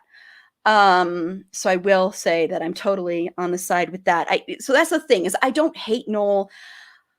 I just don't think the show knew what to do with Noel. And I think it was like that was kind of the thing. I think he was good with Zoe. I thought that was a good relationship. I actually really liked him with we've been saying her name forever, and now I'm forgetting when she was pregnant. Ruby? You know, thank you, Ruby. I actually really liked him with Ruby, and I think that should have been who he should have been with for a long time, because I honestly think he was on the precipice of falling in love with her. I think it was just he always had that Felicity thing there. But I think they were actually pretty good together. I liked them together a lot. So yeah. And I'll get to some of these things here that are in the comments a little bit later, but let me just get to Ben now. Okay. So this is where I'm coming from with Ben. And I agree about the violent stuff. I want to say that first and foremost. I agree. His anger is an issue. I'm not at all excusing that. I think that is a problem that Ben has. I do agree with that. I think the whole thing when Felicity got blackout drunk was one of those times that was awful. And honestly, I don't think that was very in character of Ben, because if you look at the way he was with Julie, I don't think Ben would have reacted that way. Honestly, I think that was a matter of just trying to work on a lot of the stuff they were later going to be working with Ben with his father stuff. So I think they added that in to kind of amp that up. But I honestly don't think it was very in character of Ben to react that way. But yes, I think that was really crappy. Ben and his dad. I have spoken a lot about my dad's stuff. Let me tell you, the Ben stuff with his father in this show is so incredibly relatable that I think that is the time when I really ended up loving Ben more than I already did. His father stuff, it's my dad was not in my life when I was first around, because my mom got pregnant, told my dad, and then my dad said, and then my dad wanted to marry my mom, and my mom's like, we're not getting married. We don't have anything in common. Why would we get married? And then my dad met the love of his life. And then she didn't want to have anything to do with me. So that's why he left. Then my dad came back in my life and then disappeared again. And I haven't seen him in like 20 years. And my dad's an alcoholic. So I relate to that part too. And, I'm not at all excusing anything that Ben does with violence wise or saying it's an excuse. But Ben, to me, has so much self-hatred. He hates himself so much that it comes across, I think, as selfish, but I don't think I think what it is he's so insecure because he's still that little boy who, and once again, I'm not excusing it. I'm just saying this is why I think he comes across that way, is that he's still that little boy waiting for his dad to show up for him. And as an adult, that can still be really painful. I have dreams of my dad showing up, and they're nightmares, honestly, even though there's a part of me that's like, I still Google my dad every once in a while just to see if he's alive. That's how I've found out, like, my grandfather died. That's how I found out my aunt died. And that's how I found out, like, my name is in these obituaries and I haven't seen these people in years. And my name is there, like, loving grandfather to granddaughter Erin. And I'm like, okay, and loving aunt to niece Erin. And so it's this weird thing of, like, you have this family that says they're part of your family, but part of you, but they're not, that kind of thing. So I think because I relate to it on a personal level, maybe it makes me excuse some of his crappy things that he does, but I think it's more that I relate to sort of where he's coming from. I'm not at all excusing the violence, the anger. I think that is a big problem with Ben. I do totally agree with that. I think Ben shouldn't have become a doctor. Honestly, I think he should have become a teacher. I think early on, and like when he started, in season 2, when he takes that test to see what he would be good at when he's going to therapy, which he should have kept going to therapy. I want to say that also. But when he takes that personality test to see what he should be doing, and teacher is even one of those things that comes up. But before that, when he goes and he's meeting with that stockbroker and he ends up taking care of the kid, and the son like ends up, breaking his hand, and he takes to horrible, awful Greg, and you're watching him with this kid. He was so good with that kid that I was like, this is what he should do. And so when they made him a doctor, I was like, this doesn't make any sense to me. He should not be a doctor. And it's not to put down being a doctor or like he couldn't do that.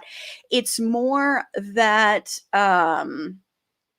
it's more that he it's more that he showed so much compassion and caring for that kid, and you got to see who Ben really was underneath everything else, underneath these shades that he wears, where he's like, I know I'm cute, I know I'm attractive, so I do my little smile, and that's how I can get away with things.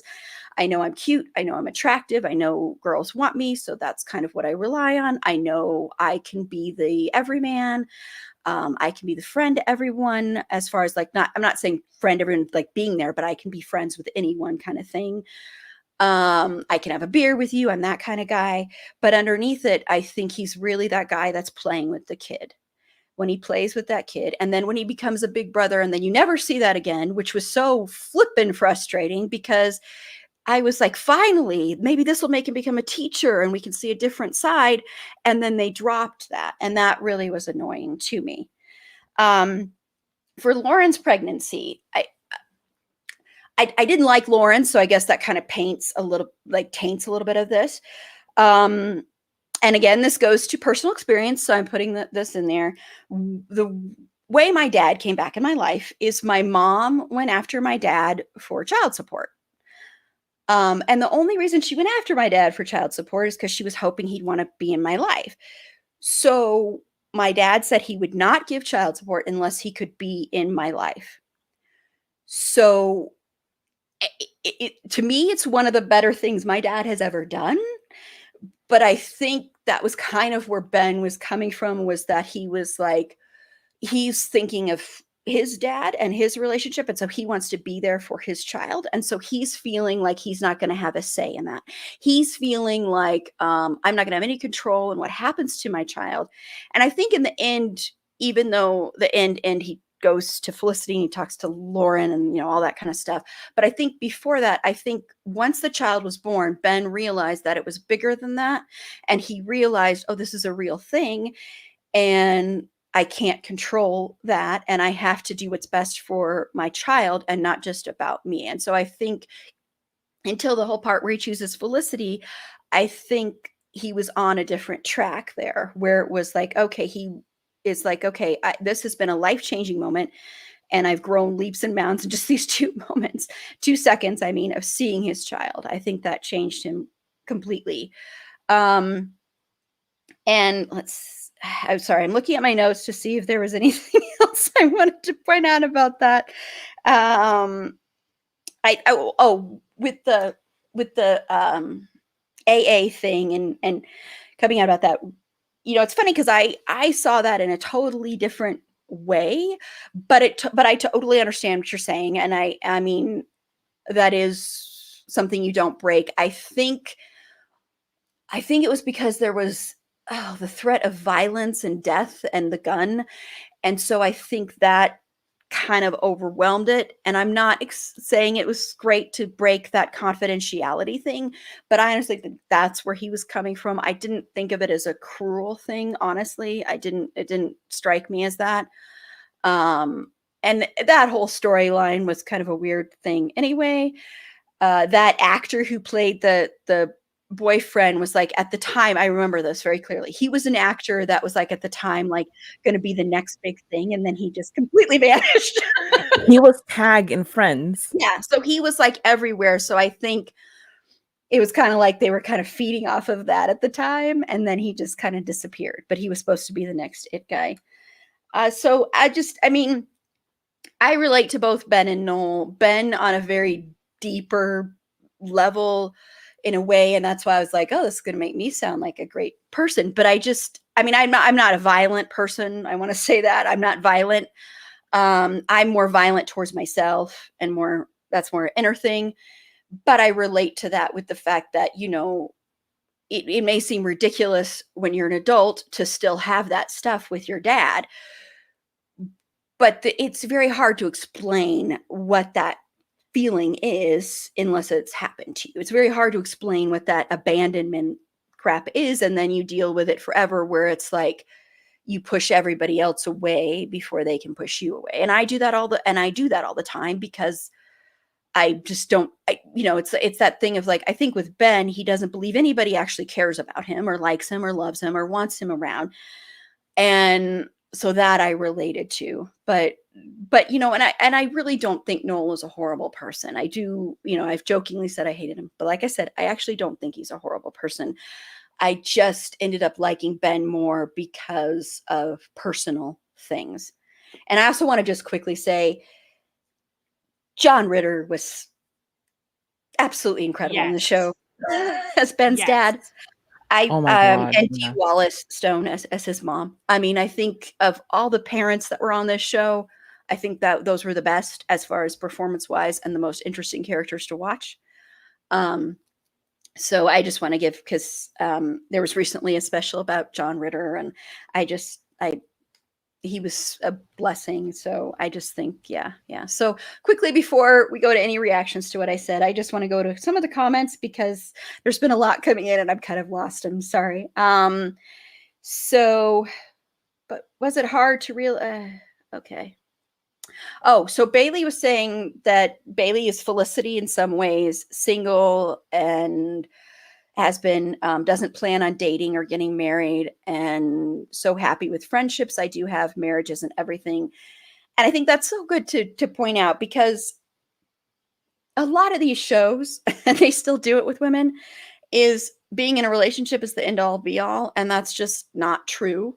I mean, it's the same thing with women and kids. It's not, not everybody's going to want to have children. Not everybody's going to want to get married. So yeah. Sorry, I'm just reading these. Well, thank you, Bailey. Shipping isn't real life, and I think people realize that. Bad guy. It's more my feelings about Ben than I thought would come off that way. So those are back and forth between them. Sorry.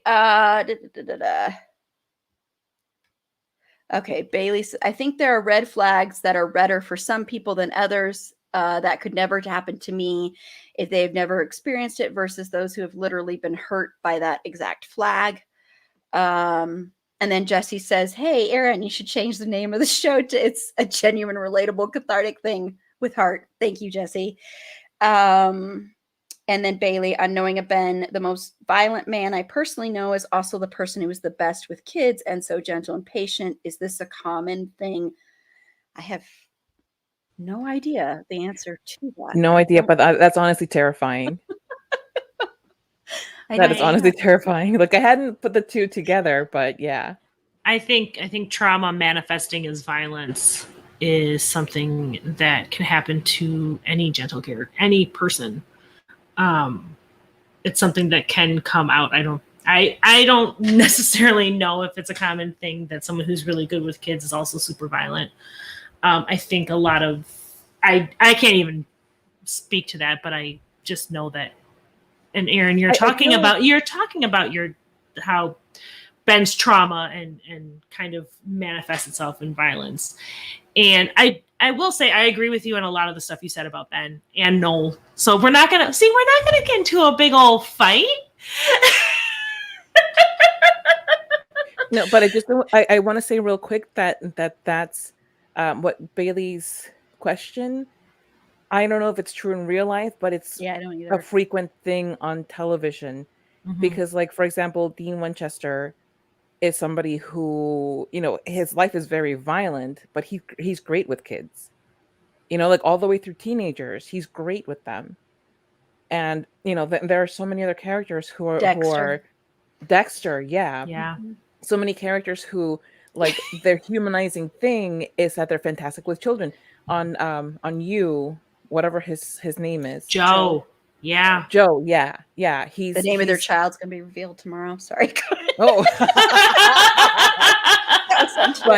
but yeah, I don't know about real life, but on television, for sure, that is a very common thread. Yeah, actually, I completely, now that you bring it up, I completely agree. Yeah. It's so often that if someone's a really gross, disgusting, vile character, then they have to be good with kids. And when we were talking about You and the You episode, I remember I brought up Michael Scott being really good with kids.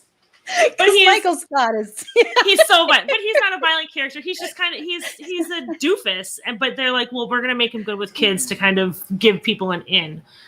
And I think violence of Dean Winchester, I think, is a whole different animal.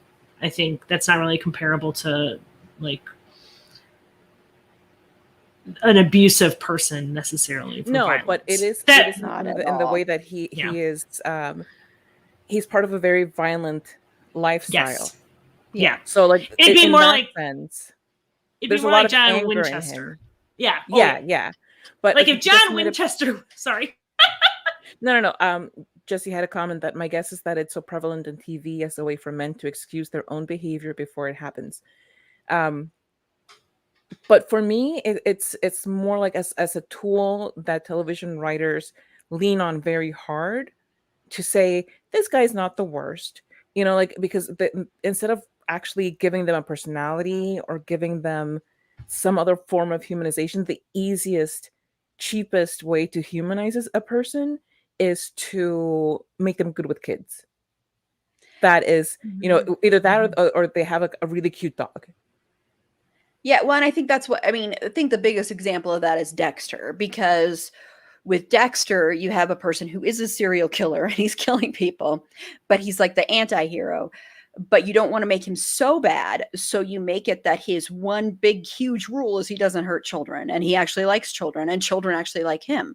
So and I think Dexter is the biggest example. For Dean, for me, is hard because I understand his lifestyle is violent. I think for Dean it's a little bit different putting that in there. I think it's more that I think Dean was like a father his whole life to Sam, and so he's like a surrogate parent. So I think he was already kind of in there, but that's also because I'm extremely possessive.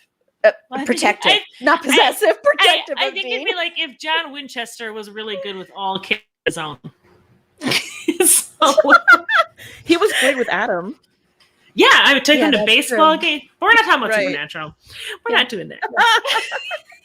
But anyway, so I guess that wasn't a big fight. But I just when you both were talking, I'm like, oh my gosh, everybody is gonna hate me when I start talking. No, but you know what? The way that you explained it really, really put some things into perspective, because it's not so much that you hate Noel, because like that's what I was coming here to fight. I was like cracking knuckles over the fact that you're like saying that Noel is so much worse. I'm like, how? Explain to me how Noel is a worse person than Ben. So we have like this litany of things that we're talking about with Ben, and you're like, I don't actually hate Noel, and I'm like, I came here to fight. No, I can't fight. Right. It's mainly because of the shipping thing, and since we weren't talking about that, but it was like, okay, it doesn't matter. Here's the thing: it's the toxicity of Felicity. Yeah. Because she's awful in every relationship in her life. She's the taker, and then I do not understand, but it's okay. I don't understand, but I have lived it, that there are people who are takers, just extreme takers, but everybody sees them as a good person. And I don't understand how that, like, how are you not seeing the truth about this person? Absolutely everybody in that little circle of friends of theirs thinks the world of her. Like, they think that she's the sweetest and the nicest and all of these things. And I'm like, she's the worst. If she had to save, anybody, if she had a boat and she could only save 3 of you, she would choose none of you and just take the boat herself and maybe put Ben and Noel in it. It'd be like Titanic all over again. So just bask in this adoration. I actually, what's funny is when you're talking about that, I actually had a friend for years, and I knew her in high school, was friends with her afterwards, and she was so unhealthy for me personally and for other people too. Like she was a very jealous and possessive person. She was possessive of her friends too. So like if I had a new friend that was just kind of primarily my friend, she instantly hated them and would talk crap about them and be mean to them. If I liked someone or I was with a guy or anything, she would instantly start flirting with them, even if they weren't anyone she was attracted to, wanted to be with, nothing. And so I would have, most people loved her and still do, but then there would be like, my sister and this one friend that I had that I was hanging out with all the time, all said, she's not very good person. So there'd be a couple people that would point that out. And then kind of we drifted because I was in a suicidal time in my life a while ago. This was after all this stuff that happened in film school and then all this other, and I ended up in a psychiatric facility again because of that. And I told her when I got out, and her reaction was, "It doesn't surprise me." So it was and that was kind of one of our last conversations ever. We just kind of drifted. But it was just that kind of, and that was the way she was with a lot of people. It was just like, and it was always about her. She always made everything about her. She was one of those people, she wouldn't listen to you, and she didn't care about anything that you had to do, anything in your life. It was all about her life and what she could get from it. So in a lot of ways, she was a lot like Felicity. I don't know if she's ever going to listen to this, but you know who you are. So, but yeah, so Jesse wants a song in the style of System of a Down to the toxicity of I'm working on it, okay, Jesse? I'm working on it right now, also, literally. Thank you so much for getting that song in my head. So now I'm just gonna have Toxicity playing. System of a Down is one of my favorite bands. I love them. Anyway. Yeah, that reminds me a lot of the time around this time with this show too, kind of like around that same kind of like around that time, a little bit before. Yeah. But yeah, so we didn't end up having a fight. So this ended up not being the great Noel. We can come back. I think it's so frustrated. What was like my frustration with Ben isn't even it is Felicity. Like, you did put a lot of stuff into a different perspective for me, which I do appreciate. But Felicity just, yeah. So it's not Ben I hate. Apparently, it's who Ben is with Felicity or around Felicity, because they are all weirdly possessive of each other. She drags Noel along, like she strings Noel along like a lot. And I just think Ben and Felicity, I think, have a very toxic relationship. Like, they're both bad for each other, in my opinion. I ship them, and I agree. See, this didn't even go. But for me, like, that's why I couldn't get mad at Noel for being so, with digging in his heels about waiting out Felicity. Mm-hmm. It's that it's not a one-sided thing where he's just being creepy and waiting her out. She is actively, constantly leading him on. Oh, constantly. Yeah. Anytime she has even a tiny problem with Ben, she runs to Noel every single time without fail. Every time that she has a problem, she goes to Noel. Noel tries to put distance between himself and Felicity for his own mental health. And she's all like, "Oh, but what about me?" Like, there's never a good time for Noel to take care of his own problems, because she has to have his attention all the time. Now, that doesn't excuse Noel from the responsibility of being a grown-up and saying, this is enough. But it is to say that Felicity knows what she has with him and milks it for all that it's worth. Mm-hmm. So, like I said, it's a two-way street there. Well, and I think that's kind of what made me so frustrated when the whole cheating thing happened, when they sleep together and everyone shuts Noel out, and Felicity, like, has very, like, she and Ben break up, but that's the only, like, frankly, real repercussion she has. Everyone understands. Everyone is like, "Oh, it's okay, pat her on the back." But it irritated me because the violation of trust was way more on Felicity than it was on Noel. It is not Noel's job to keep Felicity faithful. Like, it was not his job to keep her faithful. Do I think that it was a good thing that they did? No. But the fact that Noel is one that has to shoulder all of the responsibility for that is just very frustrating. Although I do agree when he said that he had her, that was just gross, because you can't have somebody. Anyway. Well, and I think, what's interesting about that situation is, and this always aggravates me, when you see, like, a couple, usually it's the man who cheats, and he cheats with a woman. And so Noel is almost like the way usually a woman is portrayed in this situation, where the woman who the man cheats with is instantly thought of as this horrible, awful person, and people are trying to understand where the man is coming from. And I think that's what happened with this, only reversed, where, I mean, you had basically, this is Felicity, but drove me nuts in season 4 because of this very thing, where it was like, everybody was excusing the fact that she cheated on Ben and excusing it with the fact that she had always, had this sexual tension with Noel and they had always kind of been there, and excusing it away. But like you said, nobody was there to support Noel. And then also with Ben, you had where everybody treated the fact that, he would even think of going out with another woman as that Ben was cheating on her when they weren't together, or everybody treated Ben like crap by the fact that he was so upset about this and annoyed. And when that really wasn't, he was cheated on. Of course he's going to be upset. He has every right to be upset and angry at Felicity. And everybody kind of acted like nobody should be mad at Felicity in that situation. And that drove me completely nuts about that whole thing. Yeah.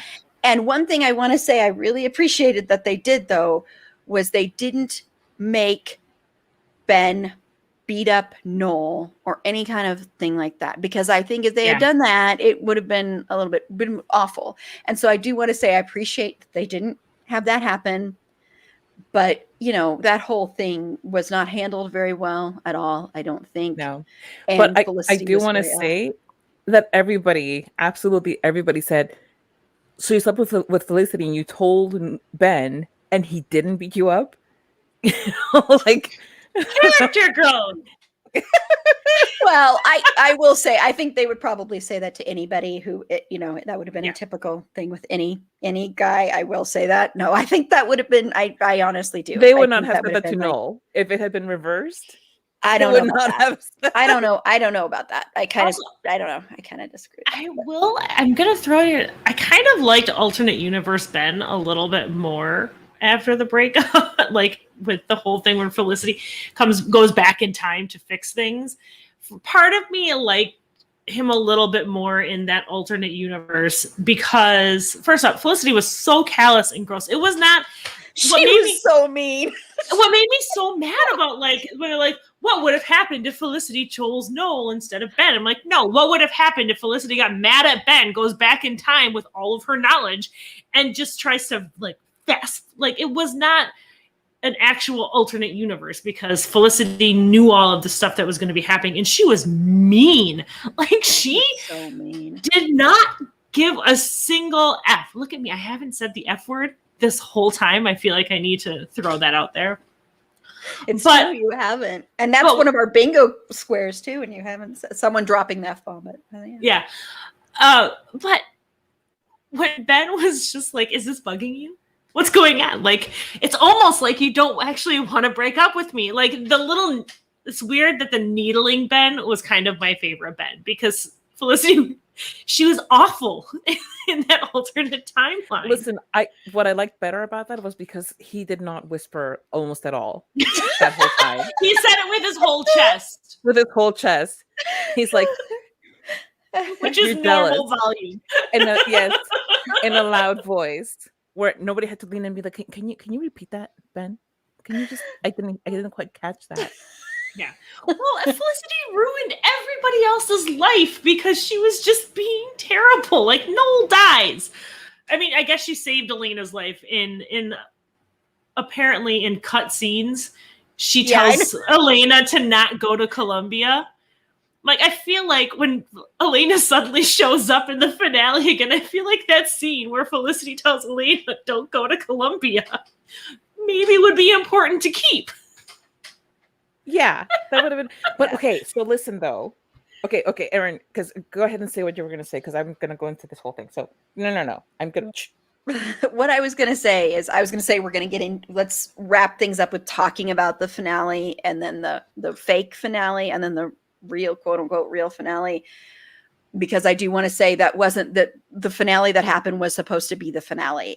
J.J. Abrams did not want to extend to more episodes. And then the network was like, no, we want you to have more episodes. So he kind of did those episodes as an FU to the network, honestly. So I wanted to say that first and foremost. Yeah. Those episodes, the reason they seem so weird is because he was like, FU, this is what you're going to get then, is this weird crap that I'm just going to throw. Yeah. So that's what I was going to get into, is what your thoughts are on the two finales, because I like to call them the two finales. Yeah. Okay. All right. So here's my thought. First of all, yeah, it's an FU to the network, but it's also an FU to us as watchers, as viewers, because it's like, That's true. okay, so I get that you have petty feelings towards the network, but how about the rest of us who are being subjected now to this thing that makes no sense whatsoever in the space-time continuum? Like, we've watched Back to the Future. We know that this can't work. All right. JJ, who then goes on to do like shows like Lost, which apparently also I never watched, but apparently also doesn't make sense. So he just apparently has a really bad track record with things making sense He that have to just do won with 4 like, episodes and was like, I love it. And all shows do it. oh yeah, let's just bring it across every single show that I do from now on. Oh my god, I hated it. But so the initial, like the actual ending, the actual finale, I was great with it up until the point that Ben followed Felicity, and that's because it really ticked me off that he said to Lauren, "Hey Lauren, I want to follow my girlfriend now, so would you please move to Palo Alto?" And I don't understand why Lauren would have said yes. It made no sense to me when her home base, her people are in Arizona. Why is she suddenly following him to California? It makes zero sense to me. It was not believable, and that it took me out of it. Even if I had been a shipper of the two of them and wanted them to end up together, Felicity and Ben, I was still sitting there like, this doesn't make sense. Lauren has fought you tooth and nail so that she could go to Arizona. Why is she going to follow you out to California? Zero sense. Did not like. But then, we get into like this whole like, oh, mystical world of Megan, like getting a spell super right, and then, oh no, and so Ben and I had a blissful couple of months, and then he went and like cheated on me with this girl. As far as she knew, he kissed that girl. Okay, so like she blew up everything and was like, I'm gonna move back to New York because my boyfriend kissed a girl. Which we found out later that it was like a 1 month affair. But she didn't know that at the time. She blew everything up over a kiss, as far as she knew. And then so she's going, like Elena dies, which what in the hell? I know. Like, why? Why if and it was very odd to me that in all of season 4, Elena was like there less and less and less. Like, you had her storyline suddenly like squashed. It's like somebody stepped on a hose and now you're getting a squirt as opposed to the full. And I was really offended by that because I loved Elena. And again, like this is somebody that I'm seeing as like really fleshed out representation of a dark-skinned Black woman. And now you're giving me like little drips and dribbles of nothing, to the point where you're like, in the end, what would be really, really awesome if we killed off Elena? Not awesome. I hated that. I hate you for even planting that into the show at all. I don't care that she ends up coming back in some way. I hated that.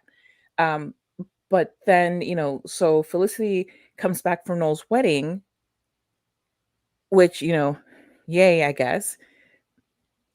And again, makes everything about her, to the point where we found out that Noel was considering postponing his wedding because she had a fever.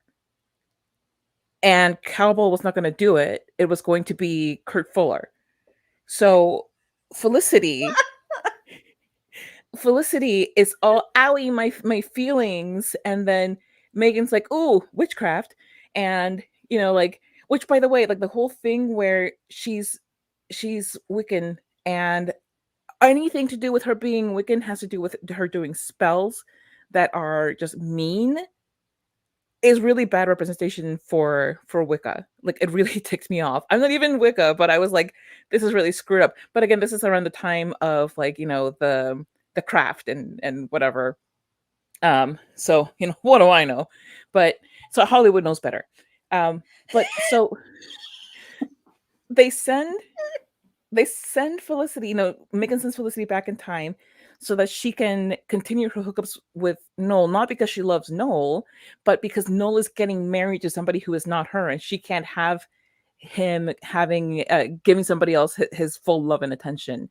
It's like, no, my boyfriend kissed somebody else, so we're naturally breaking up because that's what we do every 3rd month. Otherwise, things get a little bit too lovey-dovey, and Noel is not paying attention to me, so I have to have him to myself now.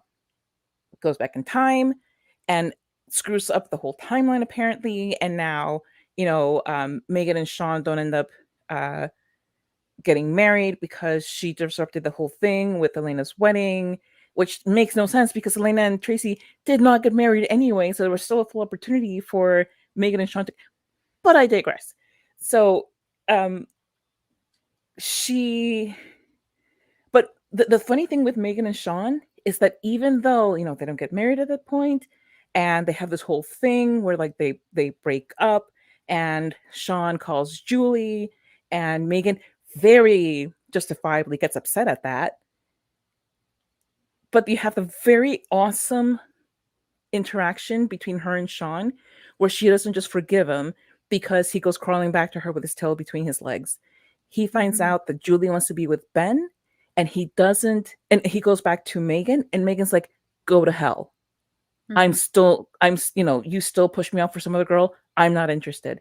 And they ended up working it out together because they're still the best ship on the whole damn show. Okay, so everybody here, let's note that. You want to talk about a good ship? Megan and Sean, 5 Live.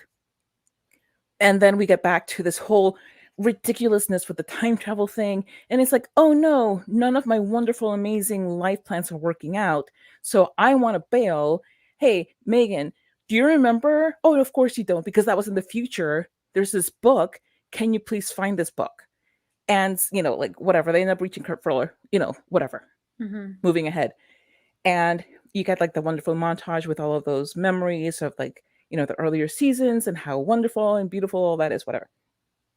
But you get back, okay, they didn't think it was valuable enough to make it make sense that Elena's alive when she goes back to the future. It's just suddenly, oh, look, and Elena's here too with Tracy. Inexplicably, Tracy has been gone from Elena's life for like a year now. Why is he there? Why? It makes no sense to me. Now, here's my theory, okay? All right. Because if, there was talk that when she went forward back into the future, in the time where she was sent back to, she told Elena, hey, don't go to Colombia so that you don't end up dead in a ditch. Fair. She's one of your besties. Least you could do is give her a heads up. But then you get to the future. Elena's there, which makes sense with that. Why is Noel there? Because if she goes back to the future in this same timeline where she's telling Elena to be saved, Noel is already dead at that point. That's true. How is Noel there to get married? Huh? It makes no sense, J.J. Abrams. Makes no sense. Like you're ridiculous. You're a ridiculous human being. So this is why you don't mess with time travel. Theory. This is exactly the theory. I had 2 theories. All right. My theory about Elena, Felicity was transported by the spell to a whole other timeline, a whole other reality. It's a different timeline, so she never actually went home. And this just happens to be the timeline in which Elena chose another path. Maybe she did good on the road on a particular day that she was supposed to die. And Felicity doesn't know this because she doesn't really care. She's very self-absorbed, as we have already determined. The other theory about Elena is that Noel didn't die. Elena didn't die.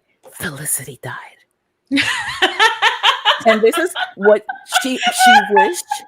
With her dying brain cells are firing, her neurons are dying, but also just going. Brrr. See, on the flight after graduation from New York to Palo Alto, there was this huge crash and she dies. Okay. And as the plane is ascending and like she just, her brain just immediately stops working because she's like, well, nothing's going to be about me. So who cares anymore? And she just has this fantasy about her friends dying, which is really screwed up. Like you're spending your dying moments hoping that your friends die. That's really messed up, Felicity. That's really messed up. If she goes, everyone She's goes on the with her. lost She's taking everybody down with her. It's like, Elena, you're dead. Noel, you're dead. Ben, you don't need to die because I still love you the most. You're the prettiest. You can live. Everybody else, I don't really care whether you live or die. I'm self-absorbed. Have I not told you this already? So those are my thoughts on the finales. Wow. Okay. I don't really have anything to add to that. Meg, what do you have to add to that? I mean, I'll be fairly quick, actually, for a lot of stuff. I agree with what Carla said about the OG finale. with the whole Lauren situation. That's just, of course, Ben has another girl following him across the country. Sure. She packs her child and yep, that makes 100% sense. As far as the alternate timeline thing that made me so mad about it, and Carla touched on it, like, she didn't go back in time to be with Noel because she wanted to be with Noel. It was very much as something you can no longer have, so you have to have it. And she goes back out of spite. It's still about Ben. It's still reactionary about men. And, like, no offense, men, but why? Like, find a new personality trait than being the girl who's always about the boys. Like, it's, yeah, she goes back and she's like, that's why it was, because I remember being really annoyed because I used to ship Noel and Felicity when I was first watching the show as it was going on. And it really bothered me when they're like, this alternate timeline of what if Felicity had chosen Noel instead of Ben. I'm like, just that question, that could have been interesting to watch if she goes back in time or whatever, but doesn't remember all of that stuff. This is the choice she made and what could have happened that way. But she knows all of this stuff. Like, she does it because she's angry. She does it because she's mad. And because Ben kissed a girl. And I'm like, girl, he forgave you for sleeping with your bestie who is always there. And then you all are still in the same friend group even. Like, and Noel's still always there. And you guys hang out and he forgave you for that. And you're going to, like, destroy the space-time continuum over what you think of as just a kiss or even a month-long affair. Like, Felicity was having an emotional affair with Noel long before we ever met Ben's, what's her name? Cassie? Chastity? I don't know. Claire. Claire. Oh, yeah, Claire. Claire. Chastity. It just fit for some reason. Cassandra. But it was just so weird. And yeah, the whole thing with Elena dying and not dying and Noel dying, it was just like, why would Noel have died in that fire is what I'm wondering. Why? That makes no sense. If he doesn't have to go rescue Felicity, he wouldn't even have had to, like, that that soot on his face that was in the actual episode. There would have been no soot. If anything, he would have come home early, been like, huge bummer, like the whole building is in flames. But I'm not dirty, so I guess I'm just gonna go out for dinner. How did he not die in the turpentine paint thinner bomb studio where he went to save Felicity? But he died. And it was like they did it so Felicity wouldn't have to be conflicted anymore. She wouldn't have to be wondering about if she should be with Noel or Ben. So Noel's just dead, and we'll just take that choice. And the alarm worked in this reality. It didn't work in the real reality, but it works in this one. And Noel still died. Like, what was he just napping at his desk? Right. It's like, these things go off all the time. I'm just going to sit here and write a dissertation that's going to take me 25 hours. Oh no, I'm dead. When he looked worried when he got off the phone too. It wasn't like he looked like, oh, nothing's happening. He's like, you know what? Something's going on. I've got to go. It wasn't like he was like, oh, you just keep continuing, Felicity, with what you're doing. I'm just going to ignore it. He wasn't even like that. It wasn't people are rushing out of the building, and he's on the second floor, right? Or no, he's on the first floor. The studio was on the second floor, so he don't even have to worry about stairs. Like, we don't even think he got trampled by people fleeing down the staircase or anything like that. It made zero sense. And I was going to say something else, and I'm really mad that I forgot what I was going to say, but it was just like, I don't get, this show is one of the reasons why love triangles are one of my absolute least favorite tropes in the entire world, because I don't mind them if they get resolved within a reasonable amount of time. But this whole show seemed to revolve 100% about Felicity and which boy she's going to choose. Like, that's it. And there's other stuff kind of going around with that, but the main premise is always about Felicity and Ben and Noel for 4 seasons, up until this weird alternate timeline thing where they just decide to kill Noel to get him out of the way. Like, we're going to solve this love triangle and just kill one of them. She can't decide, you know what? One of them's dead. Okay, we fixed it for you. Yeah. Noelicity, the Noelicity shippers get to see them make out for a little while, but the Benlicity shippers still get their OTP at the end because we're just going to kill Noel, so Felicity doesn't actually have to make a choice. Felicity, you don't have to make a decision. We're going to do it for you. We don't trust our protagonist. Yeah. So we're just going to fix this for everybody. You know what? The clock is ticking. We have just a finite amount of episodes left. So just... No. Yeah. Thanks, J.J. Abrams. And yes, Bailey, you are completely right with the love triangle with polyamory. The whole thing, and it ending with her having to be with anybody at all is what's frustrating, because the be all end all is not to, and we talked about it, to have to be in a relationship that's not like. That doesn't have to be the primary goal and focus of somebody's life. And that doesn't make that person less valuable if that's not their goal. And the fact that this whole show was almost only about that was so 90s. Yeah. I'm done.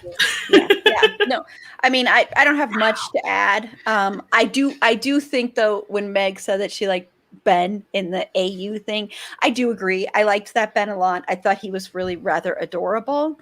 Mm-hmm. I thought he was really cute, and he really had every right to be incredibly pissed at her, and he never was. And she was so incredibly awful to him, and he had every right. Mean. Yes, and he had every right to be like, F you. But he wasn't like that at all. So I really liked, I mean, I didn't like that fact. I think he should have been more like, okay, bye.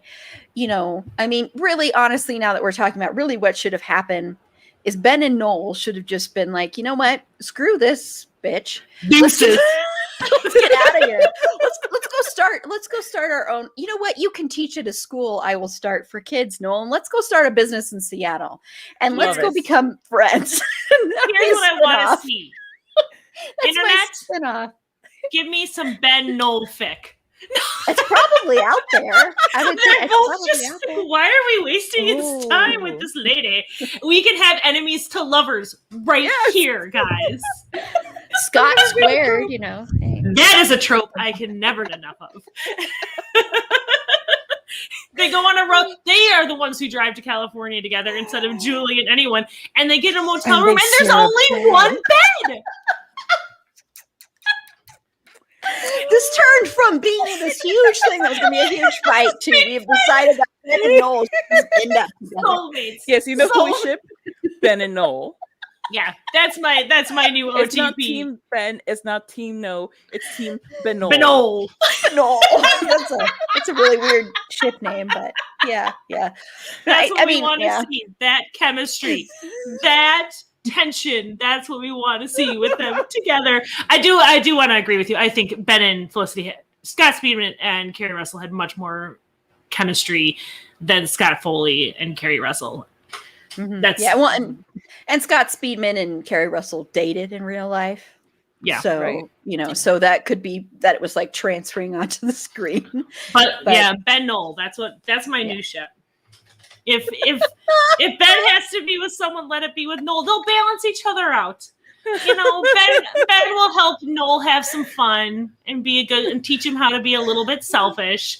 And Noel will help ground Ben and help him work through his trauma and his issues with his father.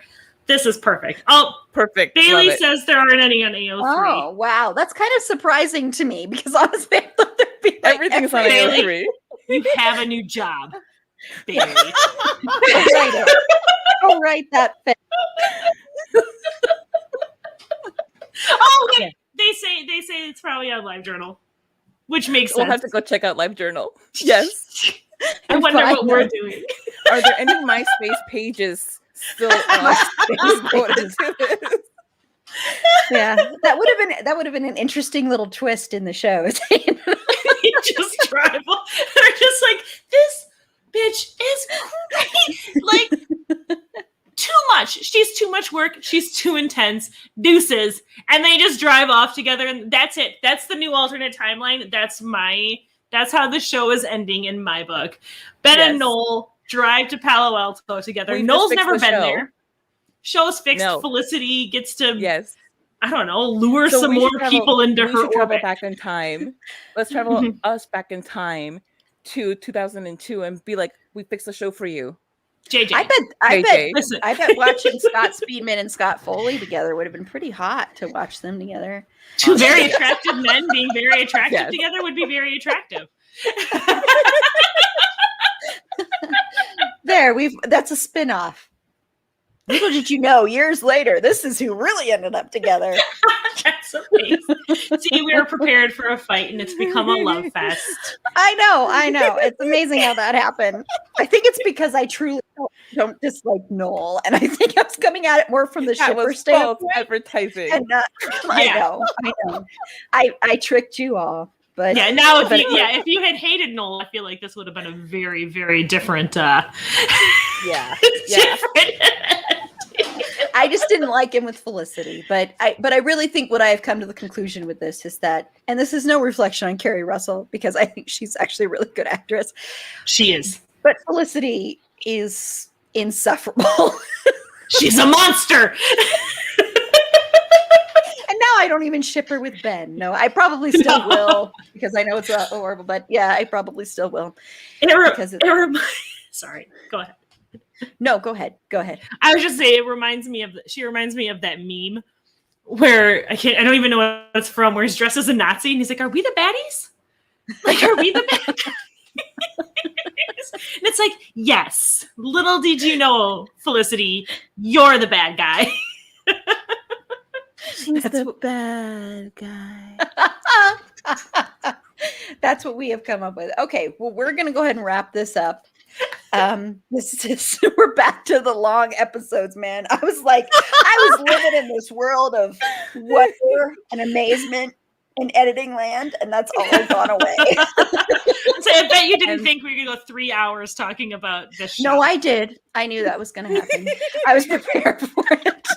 It's her and me. That's why. I was like, this is going to happen. I'm prepared. But anyway, we're going to go ahead and close out. And I just thank you both. And I'm honestly glad it didn't turn into a big fight. I think it was better this way. And now I ship Ben and Noel forever. Benol. Yes. Okay. So Carla, where can you be found? Well, before I tell you where I can be found, Erin, you got the song. I want to sing a little ditty for Jessie, who requested this. In the 90s, before smartphones, we had Napster version 6.17.55.0, looking at life through a privileged white lens, eating souls of the hot guys in the city. The toxicity of Felicity, what do you own the world? You don't even own a toaster. Now, somewhere between Palo Alto and somewhere in Arizona. Somewhere between Palo Alto and Arizona. A toaster.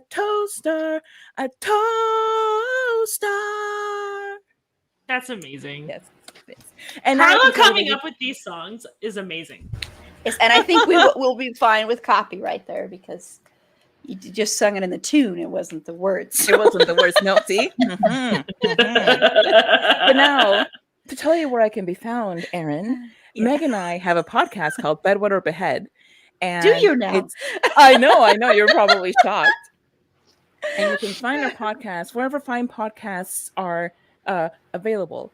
And we have a Twitter. It's at bedwetbeheadpod. Our Instagram is at bed.wet.behead.pod. And we have a Facebook page called Bedwet or Behead Podcast. I like the way you did that.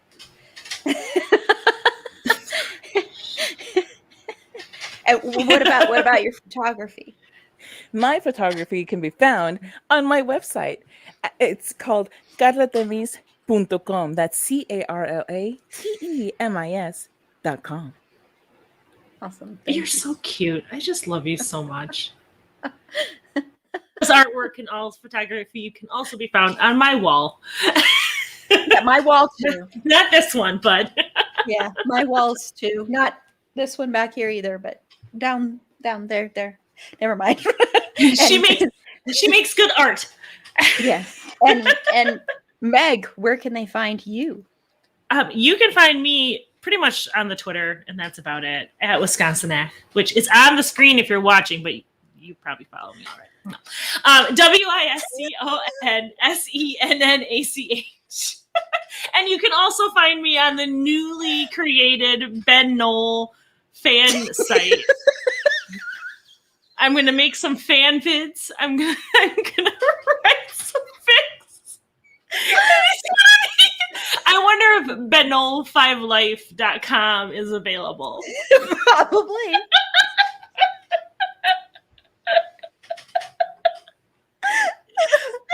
That's where you can find me now, is I'm going to be moderating the Ben Noel subreddit. It's going to be the three of us in this. Yep. It's going to be awesome. Oh, that's funny. And pretty soon I'm going to be on Bed, Wet, or Behead. They don't know this yet, but I'm going to come on because we're going to do Christian effing Bale. We're going to do that. We're going to do George Clooney. And we're going to do Darren Criss is the one we added last time. So that's going to happen too. And then we're going to do Scott Speedman and Scott Foley. Well, I think we can announce that the next recording we're going to do for Bed, Wet, Behead is going to be Felicity, because we want a car leg vacation. We want a boobscation, so we don't have to do a lot of Oh, really? You are seriously doing a Felicity? Okay, see. So, yeah, we'll see. It's going to be just us, though, because we want it to be really quick and easy. What are the characters? We don't Ben, Noel, and Felicity. Oh, so you're doing Ben, Noel, and Felicity. Like, based on this episode of It's a Fandom Thing, you can probably tell who's going to go where. Yes. At least one of them. No, I think we're tired this week. I think I know how it's going to happen. But anyway, but you can follow me on Twitter as I'm wrapping up my Gilmore Girls one. So by the time this one drops, that won't apply. I might still be tweeting out about Darren Criss, which I did that today. And I tweeted out YouTube videos, because someone else brought him up. It wasn't me. Someone else brought him up. So then I tweeted out stuff. Because I was watching that stupid remake of She's All That, the He's All That thing. And one of the characters sings Teenage Dream. And I was like, no, no one else can sing this song anymore but Darren Criss. So there you go. You already got bingo, but that's another bingo square I added on there. That'll probably go away in a month when I'm on to my next thing that I'm all about. But you can follow me on Twitter at @AprilBeauty. The E and the A and the B are capitalized. Be sure to like the show on Facebook at facebook.com/itsafandom_thing_pod. On Twitter at fandomthingpod. No, it's in that one. On Instagram at itsafandom_thing_pod. If you have any feedback, if you know of any Ben Noel fanfic out there that you would like to point us to, please send it to itsafandom_thing_pod@gmail.com. And I want to just quickly put in the comments here our link to our Patreon page. So once again, we have Patreon now. This link will be in the show notes. So head on over there if you want to support the show and help us continue to do what we do. It would be greatly appreciated. And once again, a part of that will be going to also to a Black Lives Matter organization and a Stop Asian Hate organization. We're going to still do that. But also the money will help the show continue on and do what we're doing, and hopefully stuff that you're enjoying us doing. And on our next live stream, we are starting our horror trivia thing. And we're actually going to be pretty soon all about horror for about 10 weeks. This podcast is just going to be about horror. So, and all our live streams are going to be horror trivia. I'm not sure we're going to fit any other live streams in there. So just to let you know, I don't think any of our episodes are going to end up being live streams, but if you still want to see us, it's going to be fun. Even if you're not competing, it's still going to be fun to watch. We're going to be in costumes. We're going to have themed cocktails and mocktails. This woman, Chrissy, has come up with this amazing list. And so I'm going to share it with everybody. So you will definitely be able to share along with that and have fun.